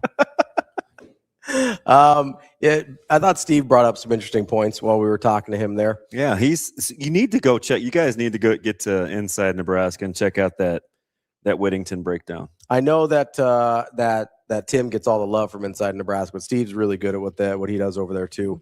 I'm glad. I'm going to be honest. Mm-hmm. I'm glad we're very open to allowing people to find their own voice, because I think with TV, and he was already talented, but like getting a chance to like play to his strengths, as a weekly guest when nobody else was really thinking about it, and I think Steve does a really good job. I just try to pick. I think for us, one of the things that we might be able to do differently is the more specific we get with, like, whether it's basketball, X's and O's, or football, like that's a thing. I used to be afraid of that. Right, I was really uncomfortable and was gun shy, and I'd listen to some negative feedbacks about it's too technical. So then I finally found a way to talk and make it kind of easy and fun. And the more I know that people want to learn stuff like that, I think that might be is it niche? I think you can go certainly not Nietzsche. No, that's a philosopher. Are you a philosopher? I'm not, although BC thought I was. I think very deeply. I think, and especially with our format, and we've got a whiteboard coming, I think. Where are we going to put it? Well, so it's going to be on wheels, so we'll be able to bring it right back behind us here. Oh, like the television show. Hell on Wheels? I was thinking more. Is it different than Coach Rule talking about being on wheels? Because he never lived that down. I thought it was pretty petty. Yeah, it's going to be more like when maybe it makes people click on more things. I don't know. When the teachers, he's wild. When the teachers wheel in the TV. Yeah, did you have the art teachers that had like the paints and the squeeze bottles? Oh, yeah, and they would like wheel in their cart. Yeah, so it'll be kind of like the art teacher cart, but we'll have a whiteboard. And I think with our format, it allows more leeway to be able, because here's the thing that I think is with X's and O's, right? I think people want to know. I think it's harder to learn on your own, right? Like it's hard to just go out. They should be like you and just ask me lots and lots and lots and lots and lots and lots and lots of questions. Were you getting annoyed about my run scheme questions? No, yesterday? I'm fascinated by it because I want to be able to talk as peers. Yeah. Right. Yeah. So behind the scenes, Ravi's asking me the difference between inside zone and duo. Yeah. And it's a very, very, very good question. So we went through the differences between inside zone and duo, and block and backside and play side and doubling at the point of attack, and how it fits with your next question, which I have to learn you, is does it go with what? Counter. Counter. Because that's the thing we heard Coach Rule talking about, wanting to incorporate more counter into their run schemes. So my thought was, okay, does that mean they can build on what they already do and incorporate counter, or are they restarting doing something new? That's where my mind went. Is, are we installing something new or building on what was already there? And where this all started, ironically enough, was just with Steve? No, the line of questioning yesterday started with I was trying to figure out where a good fit for Emmett Johnson would be in the NFL. Oh, yeah. You asked me about the Rams. So I was trying to find similar schemes, teams that ran duos, to be like, okay, that's an easy transition if they already run the thing he ran a lot of last year, right? And so, and this goes to what we talked about, I think a couple weeks ago, where it's, we were talking about zone versus man corners. We were talking about linemen and kind of what the one gap versus two gap, or the read and react versus like a 1.5 gap, and all these different things that were like, oh, this guy went to a new place and he struggled. Why was that? you know. Oh, according to Amazing Daniel, it's like we want to know. We just don't want to spend time on it. We want you to just do the work and show us. All right. I mean, that's probably part of it. No, and he's kind of being sarcastic, but not. But also, I do think if you are from a place where, like I did, like obviously didn't play college football, like didn't play football at a high level at any point, it's hard to know even where to start, right? It's even for just to look for resources. Like sometimes it's hard to even know the right terminology to try and Google, right? So like when you sent me a couple of clips yesterday, I was able to then go down a rabbit hole on my own and be like, it's crazy, isn't it? Okay, now I know what terms I'm looking for because I know what I'm seeing to a certain degree, but I don't know what to call it or what other people would call it so that I can learn more, right? Yeah, and it's just easy too because when we go into like critiquing guys or D-line play and we think we know, like I'm just telling you, a lot of times we don't. Yeah. It's just guys watching television and they'll say, oh, that's that guy's fault. So like the more you can do stuff like that, the more you can just have quality discussions. Well, you can have quality discussions. You can have better opinions. That's honestly, I want to have better opinions. That's my end game, right? Like, is I want to have better opinions about what's happening. Yeah. Right. I like having the discussions, but you know me, I don't like being wrong. Right. And so the better opinions I can have, the more I can be right more often. Like if I'm being selfish, that's my end game, is to be right more often.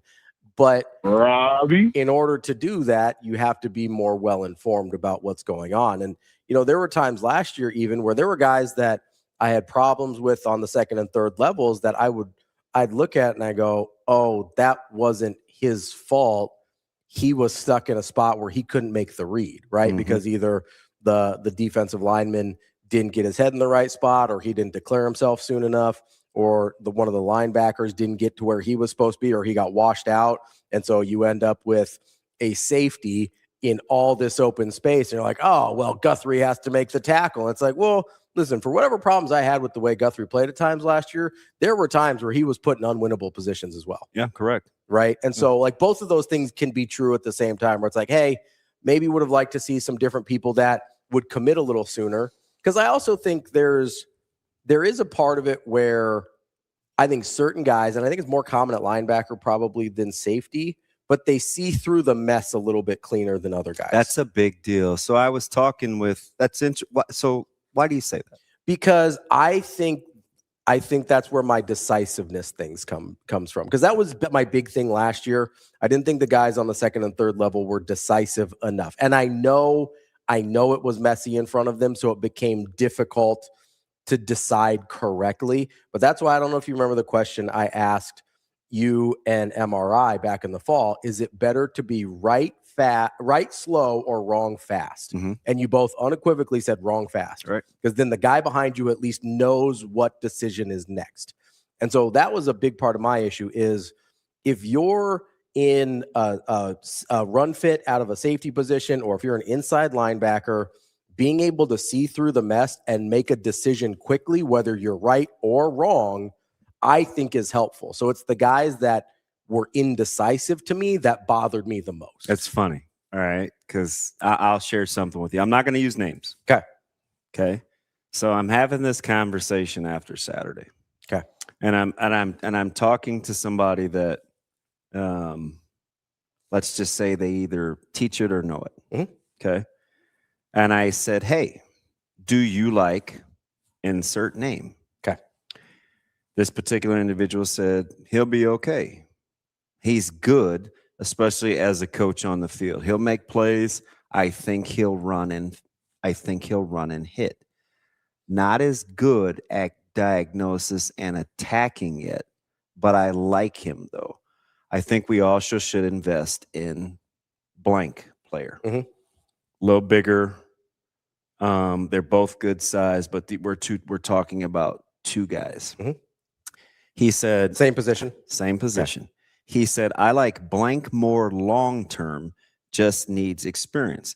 It's all about the reps and diagnosis so we can attack and play downhill. You know what my next question is? Which is exactly what I'm talking about. Exactly what you're talking about.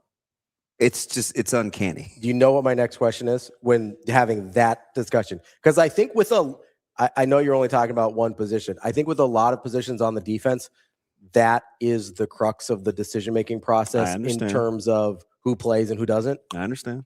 So here's my follow-up question is, as a guy that coaches this, which one is easier to teach? Teach a guy how to diagnose or convince a guy to run and hit? Is it easier to teach eyes or action? That's basically the question. So it depends on temperament. Some guys are just naturally want to run into things. Some guys won't until they understand. Yeah. This is a little too old. Leroy Etienne had an ability to run into things at a high rate of speed. Okay. Where was his diagnosis? Just okay. Okay. At other times, you have guys that are very good diagnosing, so they look like they like to run and hit. Right. Sometimes you have both, but I have the guys that have both are like otherworldly. But right? I got to tell you something though. So we can draw stuff up. It's like offensive coordinators. Every play they put on a dry erase board works. 100%. Yeah. Otherwise, they wouldn't dry it up at all. They take all the angles and they do the things, and so defensively, like sometimes you just have to make a play. When you talk about being gap and a half and you see head down, and I know that I need to get down and squeeze. If I see run bounce across my face, I can do this. I still have to disengage and get rid of and still be able to make a play. To go make a play. Right? Because it may not be your job, but sometimes instincts kick in. Yeah, have to take over. So I think being instinctual is not anything you teach. Otherwise, it wouldn't be instinctual. Right. But you can diagnose. Like if you see pin, pull, or if something's going away, something's probably coming. Like you can do those kinds of things, but to be reactionary towards it real time, I think is something that comes with reps. So I guess that was my real question is how much of, in your experience, how much of the run and hit guys is that their instinct versus how much of the guys that are really good at diagnosing is instinctual? I'll give you an example. Okay. Williams Winari. Okay. Very good at running into things. Yeah. Can get to where he's going in a hurry. Needs the reps to diagnose. Right. Once he understands, okay, why is this tackle leaving me? Where is he going? My natural inclination would be to get vertical. No, what I need to do though is get in his hip. This is, you know what this is? This is my free money versus why is that happening on lines? Yeah. No, I get it. It's how you think though too, which is good. It's good for thought because it just helps you understand what you're saying. So when Corey Brown says there were so many little things he said, we may go back to his interview. Okay. Because he said he was saying little things like fundamentals and hey, pre-snap, when we look at like pressures or our fit, where are we vulnerable? What are they trying to do to us? So identifying that ahead of time. It helps immensely if you can teach it. Because it filters. Right. Right. So you're not thinking about they could be doing. If I see an H-back with a tight split or an H-back that's a little more offset, well, clearly he's got a tighter split because he wants to come back inside. Sure. If he's a little further removed, then I have to count him as a vertical pass threat because he has nothing else he can do impeding his progress. Yeah. Right. So the more you can do things like that pre-snap, then it allows you to just play faster with your fundamentals. Because it's not just enough to have good hands and knock back and squeeze, and because at some point you got to make plays too. Right? Anybody can do not anybody, because I don't want to be dismissive of being fundamentally sound. Yeah. But at some point, man, if you own B gap and you got you have a gap and a half, like sometimes you just got to be able to disengage and make a play. Yeah. Right. So like that's the next level, but it starts with why are we doing what we do? Yeah. You know, why am I setting this edge? Why do I need to turn that front shoulder? And what does the offense want to do as a result? And what's the difference of if I just string this thing along versus what are the consequences playing on their side of the ball if I don't do it right? Yeah. Like when you do that, you can play a lot faster. But I think the inkling to just want to run and hit is something you either like to do or it's not. Kind of more instinctual. Yeah. So you'd rather take a guy, maybe this is too simplistic. You'd rather take a guy that likes to run and hit and try and teach him to diagnose versus a guy that really good at diagnosing but doesn't necessarily like slow to shoot a shot. Yeah. Yeah, we've seen the slow to shoot your shot. Yeah. Who's the guy, and you don't have to tell me a slow to shoot your shot guy because I know that can be disparaging, but who's the guy that you look at and you go, like, elite level diagnosis? Bullock. Okay. From a couple years ago. Bullock. Who's the guy elite level, and he liked to run into things at a high rate of speed. So you look at year 1 Bullock versus year 2. Yeah. That's why I said when the year that he left, he would be the hardest guy in that defense to replace. Yeah. Who's a guy that you look at in relatively recent history, you're like, that guy loves to run and hit things? Besides Bullock? In recent years? Yeah, just recent history. Well, I mean, a guy that we've seen play quite a bit. Maybe that isn't there anymore. Okay. I know that's been my whole thing with him the entire time. Yeah, he likes to run and hit. That would be. Oh, you don't really like this, but I'll tell you. Yeah, go for it. I'll tell you a guy that likes to run and hit is Bowers. Oh, it's not that I don't like Bowers. Now the diagnosis thing is the next phase for him. Okay. Because then he can learn to play to his strengths. Yeah. Because it's not elite level athleticism that's Genatone likes to run and hit. Yes. And I would actually argue Genatone probably does have elite level athleticism. Yeah, he's gifted. Like, he's kind of freaky. So they have those guys. Okay. Because but you have to learn to play the position too. Yes. So I think that's why sometimes it's hard. Where are my threats? Why am I inserting here? Yeah. Am I the force? So those things matter. That's why I think sometimes it's hard to identify guys that like to run and hit, especially if they're trying to learn something new, because they get it. It works against them if they don't feel like they know what they're doing. You don't want to slow them down. Yeah. But they're thinking. That's why I went. This goes back to the hiring cycle where I go, hey, if the answer to better defense is almost always simplify, why don't we just start there? Yeah. Because sometimes I think that's a fair question, but I think sometimes coaches think you have to come to a point of security where or lack of insecurity where you can say we can just line up and play it. Mm. So, Orich, what he said early that I'm like hanging my hat on if it comes to fruition is, hey, we may be pretty simple pre-snap. Yeah. But we'll have the ability to be very multiple post. Yeah. Listen, alignment assignment technique, AAT. Where do I get aligned? Get lined up. What's right? my assignment and what's the technique I'm supposed to be playing Yeah. with? If you get AAT down, I don't care if you're in a 3 down, a 4 down, a 5 down, just go play ball. And when I say simplify, I think we hit on it a little bit earlier.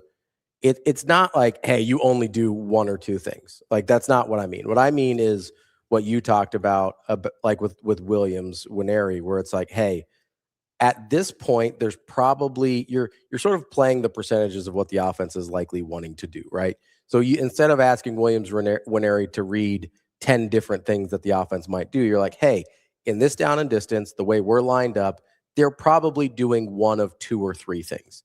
That to me is simplified. Yeah. You only have to figure out of those 2 or 3 things, which one are they trying to do? Instead of being like, out of their entire playbook, they could do 100 different things. You have to figure out which one in 0.2 seconds. Yep, 100%. That to me is simplification, not, hey, we're going to run the same thing all the time. Yeah. And I think and we go back and forth with that as a staff. Yeah. Like, I'll be talking to Coach Queen or something. We'll be talking about, how to defend 3 buys or 2 buys or, Nebraska got into. So I'll tell you one of Coach White's, he didn't have enough time in the next year to build on it, but they got fairly predictable. Yep. In year 2? In year 2. Yep. Of how they like to bring pressure, what they like to do. Now, they were really good at the simple stuff.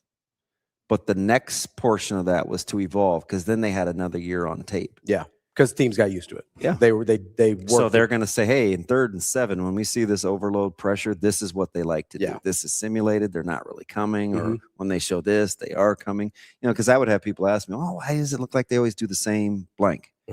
That's as they kind of do. That's kind of the drawback in terms of being able to build on it. Good stuff there. That's DB. Jibs, I would agree. Shavers likes to run and hit. I would agree. I think that's probably he belongs in that discussion. That's probably he can run into things at a high rate of speed. Thing that he does best. Now you get the diagnosis. Like ask Jay about Foreman about he's got really interesting thoughts on Shavers. Where you talk about diagnosis. Maybe we should have him on. Yeah, talk a little Vincent Shavers. We can do that. I didn't talk to him in a couple of days, but we'll get him.